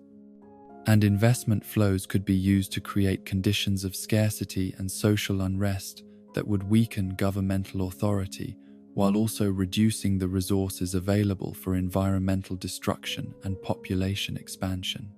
The information warfare techniques that became increasingly important as global communication systems developed included methods for controlling media narratives, manipulating public opinion, and disrupting the coordination of opposition forces through the spread of disinformation and the exploitation of existing social and political divisions. The psychological operations that were conducted through these channels were designed not only to advance specific tactical objectives, but also to create broader cultural changes that would make populations more receptive to the kind of authoritarian solutions that the organization's ultimate vision required. The technological disruption projects that targeted critical infrastructure systems represented attempts to demonstrate the fragility of the complex technological networks upon which modern civilization depended, while also creating conditions that would force populations to develop more sustainable and localized approaches to meeting their basic needs. The attacks on power grids, communication networks, and transportation systems were carefully calibrated to cause maximum disruption while avoiding the kind of immediate humanitarian catastrophe that might generate unified opposition to the organization's broader mission. The agricultural warfare programs that were developed to address the fundamental problem of food production that supported unsustainable population levels involved both biological attacks on crop systems and economic manipulation of food. Distribution networks that could create conditions of scarcity and famine in targeted regions. The selection of agricultural targets was based on analysis of global food security systems and the identification of critical vulnerabilities where relatively modest interventions could create cascading effects that would affect millions of people. the water resource control operations that became increasingly important as global population pressures created competition for fresh water supplies involved both direct attacks on water treatment and distribution systems and longer-term projects aimed at controlling access to major water sources through political manipulation and economic pressure. The potential for water scarcity to create conflicts and population movements that would advance the organization's objectives made these operations particularly valuable as methods for achieving strategic goals through apparently natural resource constraints. The psychological impact of these various schemes and operations on the demon's head himself was profound and lasting, as the implementation of plans that resulted in mass casualties and widespread suffering created emotional and spiritual burdens that even centuries of moral rationalization could not entirely eliminate. The increasing scale and sophistication of the operations that were required to address global problems created corresponding increases in the distance between his original humanitarian motivations and the practical realities of his missions. Current activities, generating internal conflicts that could only be resolved through ever more elaborate philosophical justifications. The operational tempo that characterized the later phases of his campaign reflected both the urgency created by accelerating environmental destruction and technological development and the practical limitations imposed by the need to maintain security and avoid the kind of coordinated opposition that truly successful operations inevitably generated. The balance between achieving meaningful results and preserving the organization's capacity for future operations became increasingly difficult to maintain as the scope and frequency of major schemes increased beyond levels that could be sustained indefinitely. The legacy of these master plans and global schemes would extend far beyond their immediate tactical successes and failures to influence the development of international security systems, environmental protection efforts, and the broader understanding of how non-state actors could threaten global stability through the systematic application of advanced technologies and sophisticated strategic planning. The methods and capabilities that were demonstrated through these operations would be studied and adapted by governmental agencies, criminal organizations, and terrorist groups for decades after the conclusion of the Demon's Head's active campaign, ensuring that his influence on global security and environmental policy would persist long after his personal involvement in such matters had ended. The philosophical framework that had evolved within the mind of Ra's al Ghul across 7 centuries of existence represented far more than simple intellectual justification for activities that conventional morality would condemn as terrorism and genocide, but rather constituted a comprehensive worldview that attempted to reconcile the fundamental contradictions between his original humanitarian impulses and the systematic destruction that his mission had come to require. This elaborate moral architecture, constructed through decades of careful reasoning and reinforced by centuries of accumulated experience with human corruption and environmental devastation, provided both the conceptual foundation for his global campaign and the psychological armor that protected his sanity from the weight of countless deaths that his decisions had caused. The central premise upon which all of his subsequent reasoning was built held that humanity, despite its remarkable achievements in science, art, and social organization, had fundamentally failed in its most basic responsibility as the dominant species on Earth, allowing short-term interests and primitive instincts to override the rational planning and moral restraint that were necessary for sustainable existence within planetary ecosystems that had taken millions of years to develop. This failure was not merely a matter of ignorance or technological limitation, but reflected deeper flaws in human nature itself that made the species constitutionally incapable of the kind of voluntary self-limitation that ecological balance required. The evidence that supported this pessimistic assessment of human potential was overwhelming and undeniable, Drawn from his direct observation of civilizations across multiple continents and historical periods that had consistently chosen immediate gratification over long-term survival, individual advantage over collective welfare, and technological expansion over environmental stewardship. The pattern repeated itself with such regularity across different cultures and technological levels that it could not be attributed to specific political systems or economic arrangements, but appeared to reflect fundamental characteristics of human psychology that transcended particular social contexts. The population dynamics that drove much of his environmental analysis revealed mathematical relationships between human numbers and ecological destruction that operated according to principles as inexorable as any natural law, creating exponential pressures on resource systems that could not be sustained indefinitely regardless of technological improvements or efficiency gains. The calculations that he had refined over decades of study demonstrated that even modest population growth rates would eventually exceed the carrying capacity of planetary ecosystems, making some form of dramatic intervention inevitable, whether it was imposed by conscious design or natural collapse. The agricultural systems that supported existing population levels had been achieved only through intensive exploitation of soil resources, fresh water supplies, and energy inputs that could not be maintained at current scales without causing permanent damage to the biological foundations upon which all future food production would depend. The Green Revolution that had enabled population growth during the 20th century had merely postponed the inevitable reckoning by converting irreplaceable natural capital into temporary increases in crop yields that would eventually decline as the underlying resource base was exhausted.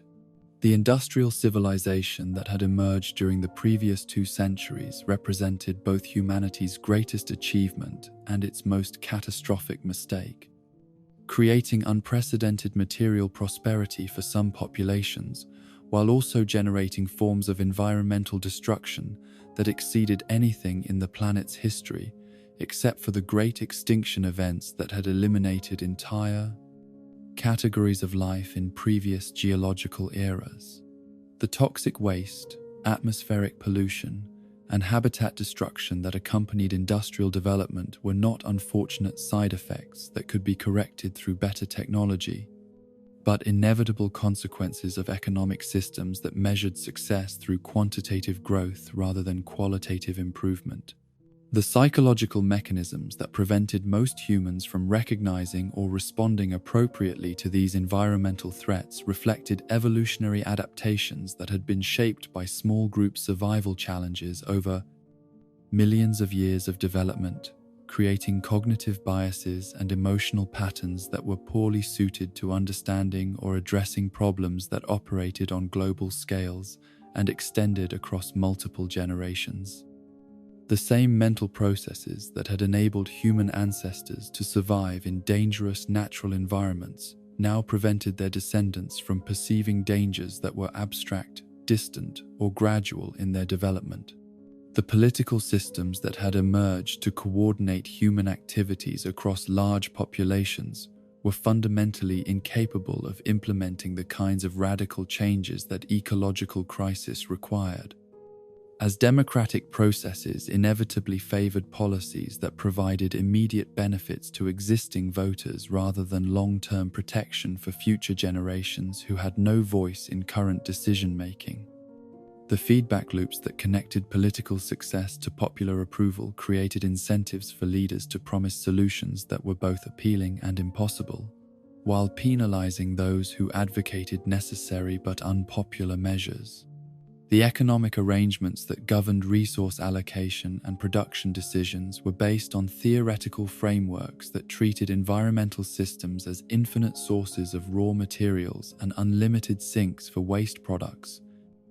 ignoring the reality that planetary resources were finite and ecological systems had limited capacity to absorb the byproducts of industrial activity. The pricing mechanisms that were supposed to guide efficient resource use failed to account for environmental costs that were imposed on future generations, or on populations that lacked economic or political power to protect themselves.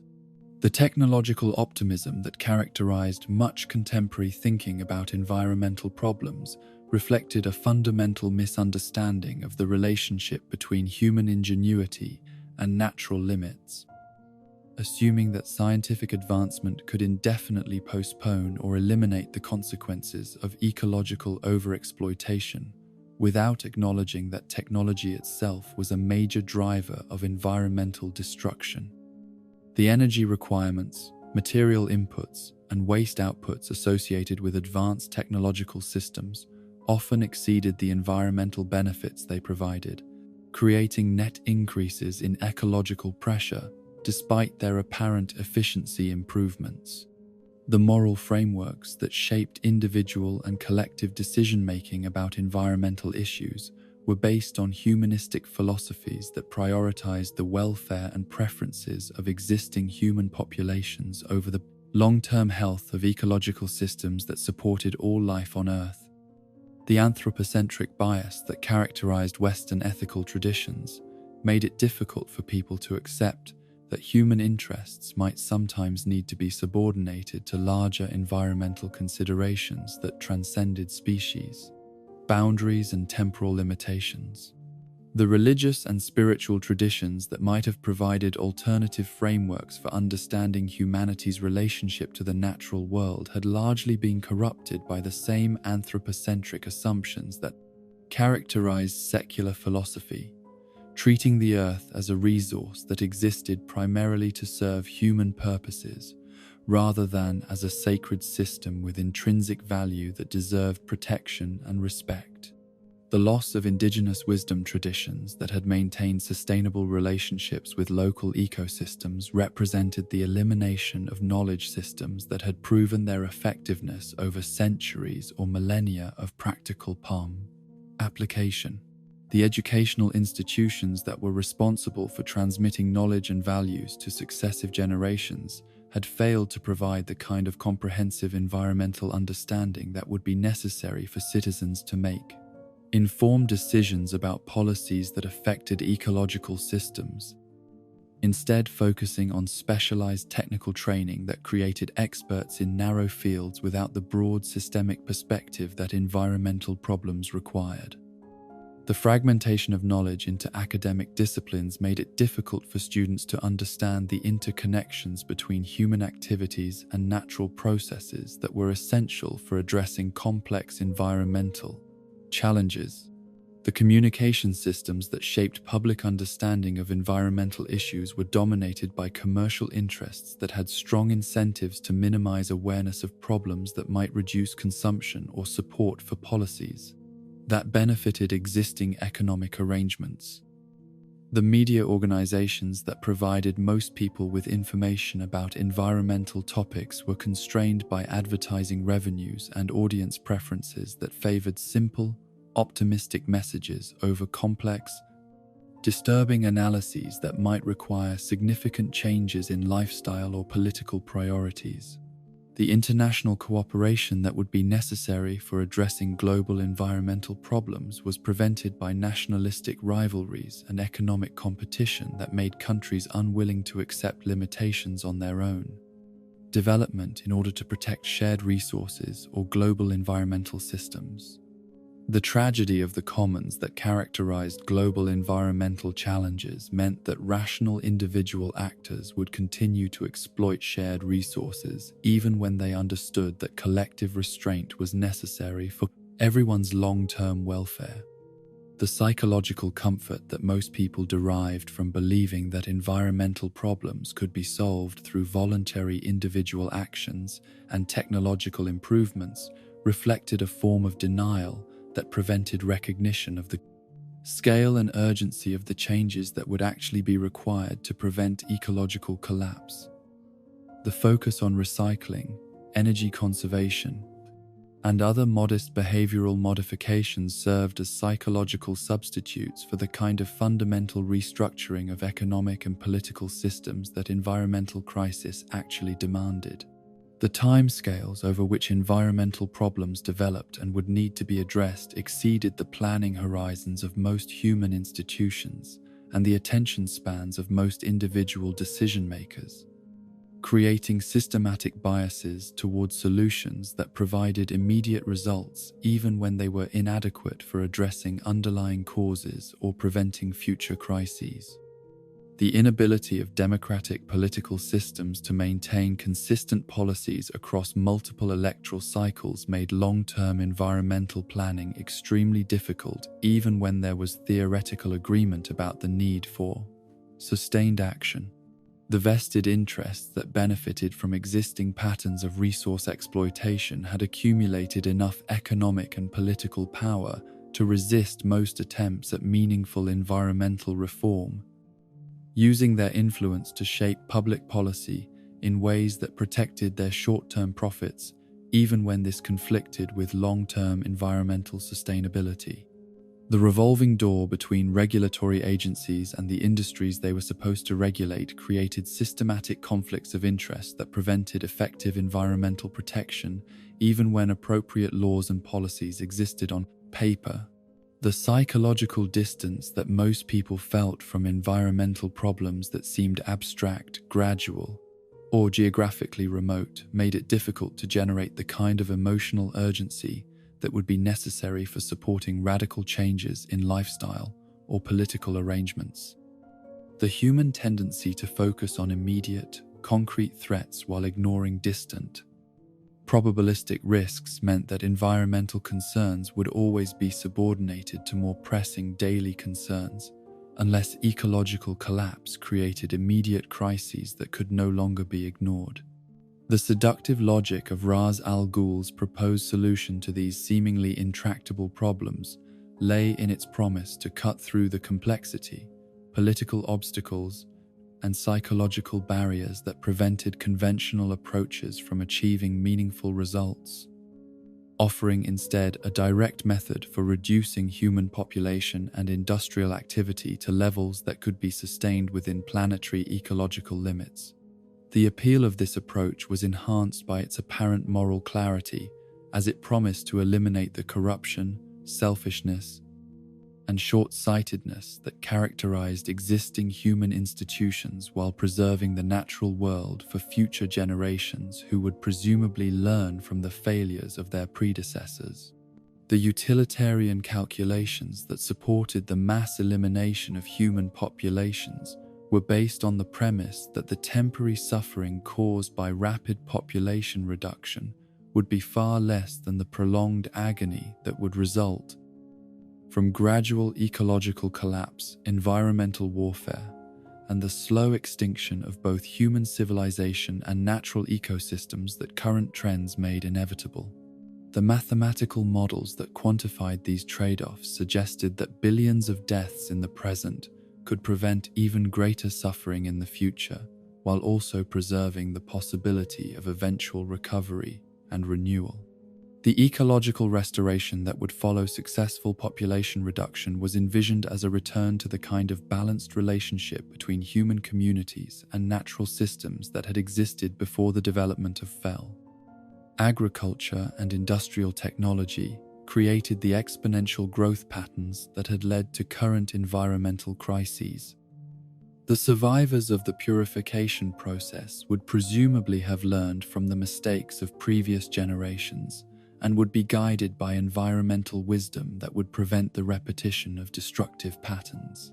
The selective criteria that would determine which individuals and populations would be preserved during the purification process were based on assessments of environmental consciousness, cultural sustainability,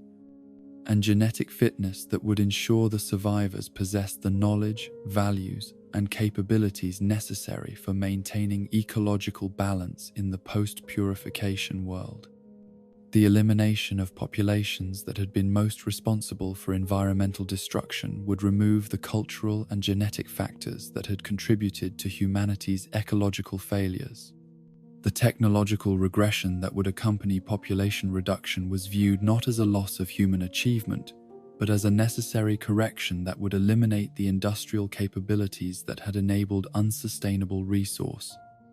exploitation, while preserving the scientific knowledge and artistic achievements that represented humanity's greatest contributions to universal culture. The simpler technologies that would be available to smaller populations would be inherently more sustainable and less capable of causing large-scale environmental damage. The spiritual renewal that was expected to follow ecological restoration was based on the premise that smaller human populations living in closer relationship to natural systems would redevelop the kind of environmental consciousness and ecological wisdom that had characterized indigenous cultures before their disruption by industrial civilization. The elimination of urban environments and complex technological systems would force survivors to redevelop direct relationships with natural processes that would provide immediate feedback about the environmental consequences of their past actions. The tragic irony that characterized Ra's al Ghul's entire philosophical system was that his genuine love for the natural world and his sincere desire to protect it from human destruction had led him to embrace methods that were themselves profoundly unnatural and destructive, violating the very principles of balance and harmony that he claimed to serve. The systematic violence that his mission required represented the same kind of domination over natural processes that characterized the industrial civilization he sought to eliminate. While the artificial extension of his own life through supernatural means contradicted the acceptance of natural cycles that his environmental philosophy theoretically embraced. The psychological isolation that resulted from his unique perspective and extraordinary longevity had gradually separated him from the kind of direct emotional connection to individual human beings that might have prevented his transformation from healer to destroyer, creating the emotional detachment that was necessary for viewing entire populations as abstract statistical categories rather than communities of conscious beings with their own rights to exist and develop according to their own choices. The immortality that enabled his long-term planning had also insulated him from the normal human experiences of growth, change, and mortality that might have provided different perspectives on the value and meaning of finite existence. The question of whether his goals could justify his methods represented one of the most complex moral dilemmas in the entire history of ethical philosophy, pitting utilitarian calculations about aggregate welfare against deontological principles about individual rights, while also raising fundamental questions about the relationship between human consciousness and natural systems that had never been adequately resolved by any philosophical tradition. The unprecedented scale of both the environmental crisis and the proposed solution made it impossible to apply conventional moral frameworks that had been developed for addressing conflicts between individuals or even nations rather than species-level survival questions. The enduring appeal of his vision to individuals who shared his environmental concerns and his frustration with the inadequacy of conventional solutions reflected the genuine difficulty of identifying alternative approaches that could address global environmental problems with the urgency and effectiveness that ecological crisis seemed to require. The failure of democratic processes, international cooperation, and voluntary individual action to produce meaningful changes in environmental trajectory lent credibility to arguments that more dramatic interventions might be necessary, regardless of their immediate human costs. The ripple effects that emanated from Ra's al Ghul's 7 centuries of systematic intervention in human affairs extended far beyond the immediate casualties and destruction that his operations had caused, creating patterns of influence that would continue to shape global politics, environmental policy, and the development of both heroic and villainous organizations long after his personal involvement in such matters had diminished or ended entirely. The shadow that his activities cast across the landscape of international relations and security concerns represented a form of historical momentum that could not be easily reversed or contained. As the methods he had pioneered and the questions he had raised about the relationship between individual rights and species survival would continue to influence thinking and planning in ways that exceeded anything his original mission had specifically intended. The governmental responses that had been developed to address the threats posed by his organization and similar non-state actors had fundamentally altered the relationship between citizens and their political institutions, creating security apparatus and surveillance systems that operated according to principles of prevention and preemption, rather than the traditional reactive approaches that had characterized law enforcement in earlier eras.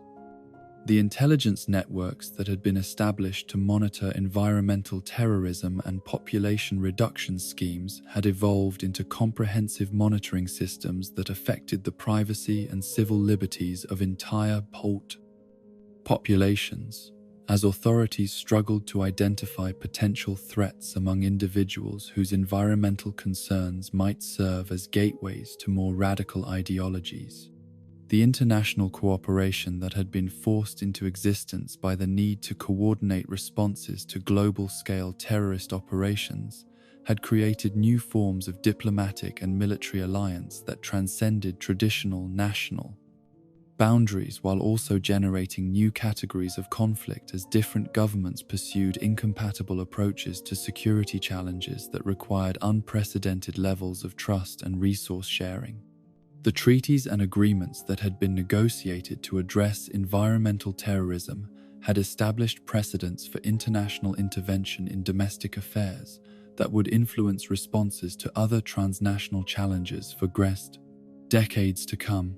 The environmental movement that had emerged during the late 20th and early 21st centuries had been profoundly shaped by the questions that Ra's al Ghul's activities had raised about the adequacy of voluntary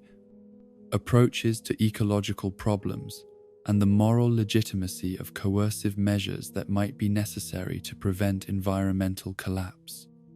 The debates within environmental organizations about the acceptable limits of activism and the relationship between environmental protection and human rights had been influenced by the example of someone whose commitment to ecological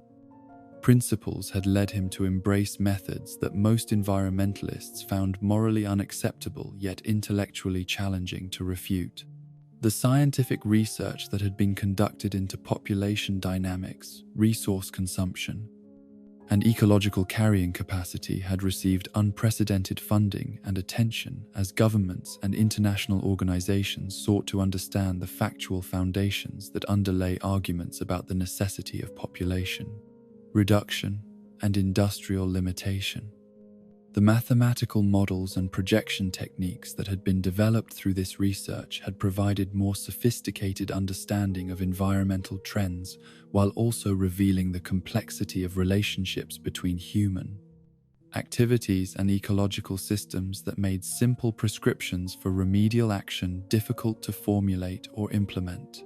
The philosophical discourse that had developed around questions of individual rights versus collective survival had been enriched and complicated by the practical example of someone who had attempted to implement utilitarian solutions to place for environmental problems on scales that exceeded anything previously contemplated by moral theorists. The academic debates about the ethics of population reduction and environmental protection had been transformed from abstract intellectual exercises into urgent practical considerations as scholars grappled with scenarios that Ra's al Ghul had demonstrated were not merely theoretical possibilities but operational realities that could be implemented by sufficiently determined and resourceful individuals. The psychological studies that had been conducted into the mental processes and emotional patterns that characterized environmental terrorists had revealed disturbing similarities between the cognitive frameworks of individuals who advocated extreme measures for environmental protection and those who supported other forms of ideologically motivated violence. The research into radicalization pathways and preventive interventions had provided insights into how environmental concerns could be manipulated and channeled toward destructive ends, while also identifying factors that might protect vulnerable individuals from recruitment by organizations that promoted violence as a solution to ecological problems. The influence that Ra's al Ghul's example had exerted on other criminal organizations and terrorist groups extended far beyond environmental issues to encompass questions of organizational structure, operational security, and long-term strategic planning that had application to various forms of illegal and subversive activity. The League of Assassins had served as a model for other groups that sought to operate across national boundaries while maintaining ideological coherence and operational effectiveness over extended periods, demonstrating methods for recruitment, training, and resource management that could be adapted for different objectives and operational environments. The technological developments that had been inspired by the need to counter his organization's capabilities had accelerated research into surveillance systems, biological detection methods, and defensive technologies that had applications far beyond the specific threats that had motivated their original development. The innovations in biotechnology, information systems, and security apparatus that had emerged from efforts to address environmental terrorism had generated capabilities that would influence military and civilian applications for decades, while also creating new categories of ethical and policy challenges related to the appropriate use of such powerful tools. The heroic community that had emerged in response to threats that exceeded the capabilities of conventional law enforcement and military forces had been shaped in fundamental ways by the challenges that Ra's al Ghul and similar opponents had presented, creating new models of international cooperation and resource sharing, while also generating conflicts about methods and priorities that reflected deeper disagreements about the proper role of enhanced individuals in democratic societies. The Justice League and similar organizations had been forced to develop new approaches to global security that balanced effectiveness against accountability, while also addressing public concerns about the concentration of power in the hands of individuals who operated outside normal governmental oversight. The training programs that had been established to prepare heroes for confronting threats that operated on global scales and extended across multiple generations had incorporated lessons learned from encounters with Ra's al Ghul's organization, creating educational curricula that addressed not only tactical and strategic considerations, but also the philosophical and psychological challenges that arose when individuals with extraordinary capabilities were forced to make decisions about the acceptable costs of protecting innocent life. The moral education that accompanied tactical training had been designed to help heroes maintain their principles when confronted with opponents whose arguments contained elements of truth that made simple dismissal intellectually dishonest and strategically dangerous.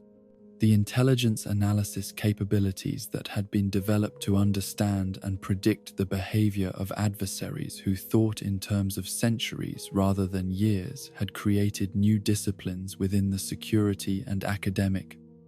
communities, as scholars and practitioners worked to develop frameworks for understanding motivations and planning horizons that exceeded anything in previous human experience. The long-term threat assessment methodologies that had emerged from this research had applications to various forms of strategic planning, while also revealing the limitations of conventional analytical approaches when dealing with opponents whose resources and perspectives transcended normal institutional boundaries. The psychological impact that Ra's al Ghul's activities had exerted on the broader population extended beyond immediate fear of terrorist attacks to encompass deeper questions about environmental responsibility and the Portili fear relationship between individual lifestyle choices and global ecological systems. The awareness that someone had been willing to kill millions of people in service of environmental protection had forced many individuals to confront uncomfortable questions about their own consumption patterns and the environmental consequences of their daily decisions, creating forms of environmental consciousness that were motivated as much by fear as by altruism. The cultural narratives that had developed around the figure of the immortal environmental terrorist had influenced literature, film, and other forms of popular entertainment in ways that reflected both fascination with and revulsion toward the idea of someone who possessed the power and determination to impose radical solutions to global problems. The archetype of the brilliant villain whose motivations were difficult to dismiss despite the horror of his methods had become a recurring theme in contemporary storytelling, providing a framework for exploring complex moral questions about ends and means that had particular relevance in an era of environmental crisis and technological capability. The religious and spiritual movements that had emerged in response to environmental crisis and the threat of ecological collapse had been influenced by the example of someone whose commitment to natural systems had led him to embrace methods that violated conventional moral principles, creating new forms of environmental spirituality that struggled to reconcile ecological values with humanistic ethics. The theological debates about the proper relationship between human beings and the natural world had been complicated by the practical demonstration that extreme environmental commitment could justify actions that most religious traditions would classify as evil, forcing spiritual communities to develop more sophisticated approaches to environmental ethics. The educational systems that had been developed to address environmental crisis and prevent the radicalization of environmentally concerned individuals had incorporated lessons learned from the study of Ra's al Ghul's psychological development and organizational methods, creating curricula that promoted environmental awareness while also emphasizing the importance of democratic processes and respect for human rights. The challenge of fostering environmental consciousness without encouraging the kind of misanthropy that could lead to support for population reduction schemes had required careful attention to the psychological and philosophical frameworks that shaped how students understood their relationship to both human society and natural systems. The Lazarus Pit technology that remained one of Ra's al Ghul's most significant contributions to human capability had generated scientific research programs that sought to understand and replicate the mechanisms underlying resurrection and life extension, while also addressing the ethical questions that arose from the availability of such powers. The medical applications of research into cellular regeneration and life extension had potential benefits for treating age-related diseases and extending healthy human lifespan. Yet the same technologies could also be used for purposes that violated conventional principles about the natural limits of human existence. The genetic legacy that Ra's al Ghul had passed to his descendants represented both an opportunity and a burden for individuals who inherited portions of his extraordinary capabilities, while also bearing responsibility for the consequences of his actions and the continuation or repudiation of his mission.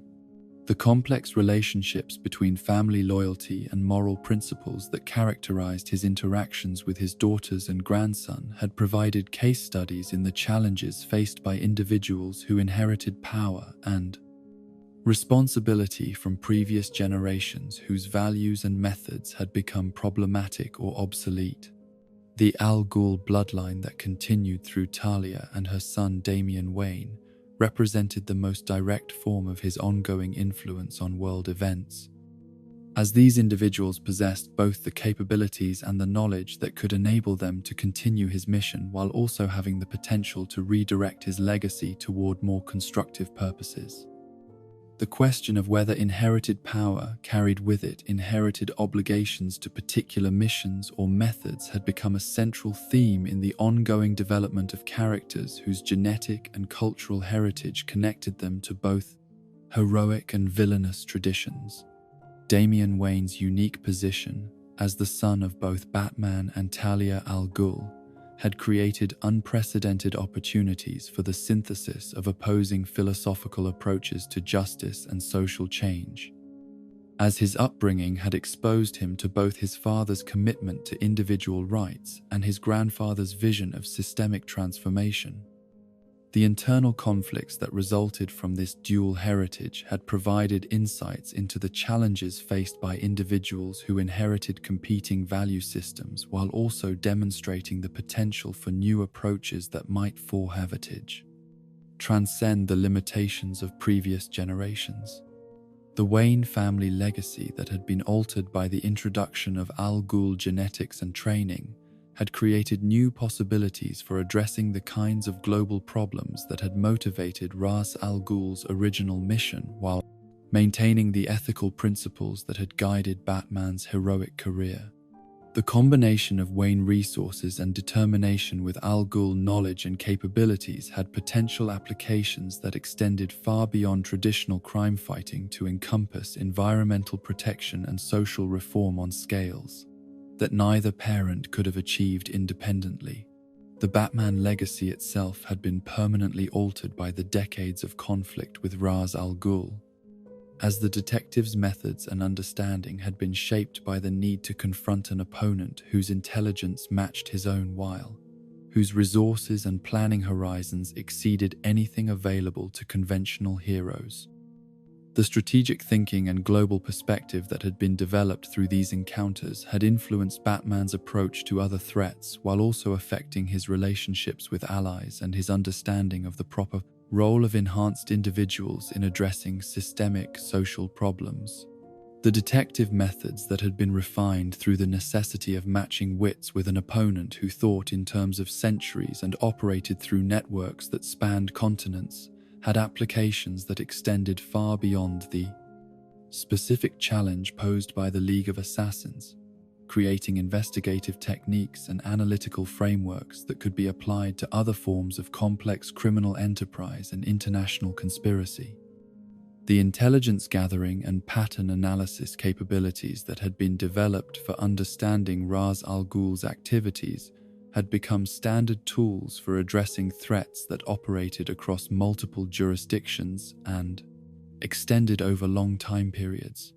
The moral framework that had been developed to guide heroic action in confronting opponents whose arguments contained elements of truth and whose methods achieved results that conventional approaches could not match had provided models for other heroes who faced similar dilemmas about the relationship between effectiveness and ethical principle. The example of someone who had maintained his commitment to preserving individual life while confronting an enemy whose utilitarian calculations suggested that such principles were obstacles to achieving greater good had demonstrated the possibility of principled action, even in the most morally complex circumstances. The international law that had been developed to address crimes against humanity and environmental terrorism had been influenced by the precedents established through Ra's al Ghul's activities and the responses they had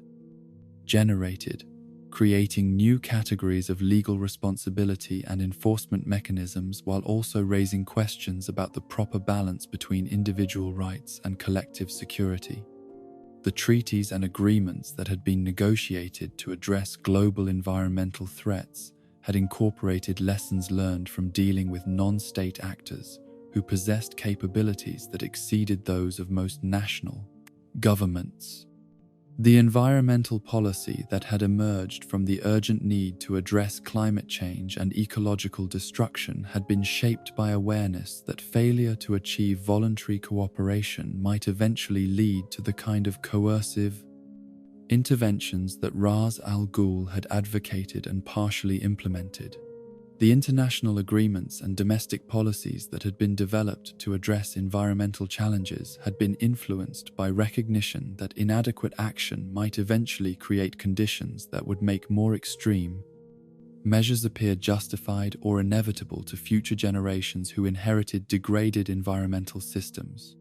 The legacy institutions that had been established to continue various aspects of Ra's al Ghul's work after his death or retirement represented attempts to preserve beneficial elements of his vision while eliminating the genocidal methods that had characterized his approach to global problems.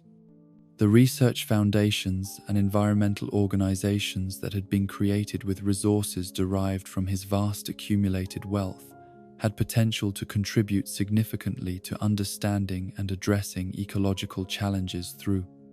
methods that respected human rights and democratic processes. The question of redemption that had characterized the final phases of Ra's al Ghul's career had provided insights into the possibility of moral transformation, even for individuals whose actions had caused immense suffering and whose philosophical commitments had led them far from conventional ethical frameworks. The internal conflicts that had developed as he confronted the consequences of his methods and the resistance of those he had sought to save had demonstrated both the difficulty and the potential significance of genuine repentance and change of direction even after centuries of commitment to particular courses of action. The enduring influence that Ra's al Ghul's example would continue to exert on future generations of both heroes and villains lay not in the specific methods he had employed or the particular objectives he had pursued, but in the fundamental questions he had raised about the relationship between individual conscience and collective survival, between immediate moral principles and long-term consequences, between the rights of existing populations and the obligations owed to future generations who would inherit the environmental and social systems that current actions were creating or destroying. Thus concludes our journey through the shadows of 7 centuries, following the footsteps of the immortal physician who became the world's most enduring nemesis. In Ra's al Ghul, we find not merely a villain but a dark mirror reflecting humanity's greatest failing, the belief that noble ends can justify any means, that love can be preserved through destruction, that salvation can emerge from genocide. His tragedy lies not in his evil, but in his nobility corrupted, his healing touch transformed into an instrument of death. The demon's head remains eternal, not merely through his Lazarus pits, but through the timeless questions he embodies about power, responsibility, and the price of playing God. As you drift into peaceful slumber, remember that even in the darkest hearts, there once burned a flame of genuine compassion, and perhaps, in dreams of better worlds, that flame might yet be rekindled. Sleep well, traveler of dreams, and may your rest be as enduring as the desert sands where this immortal tale began.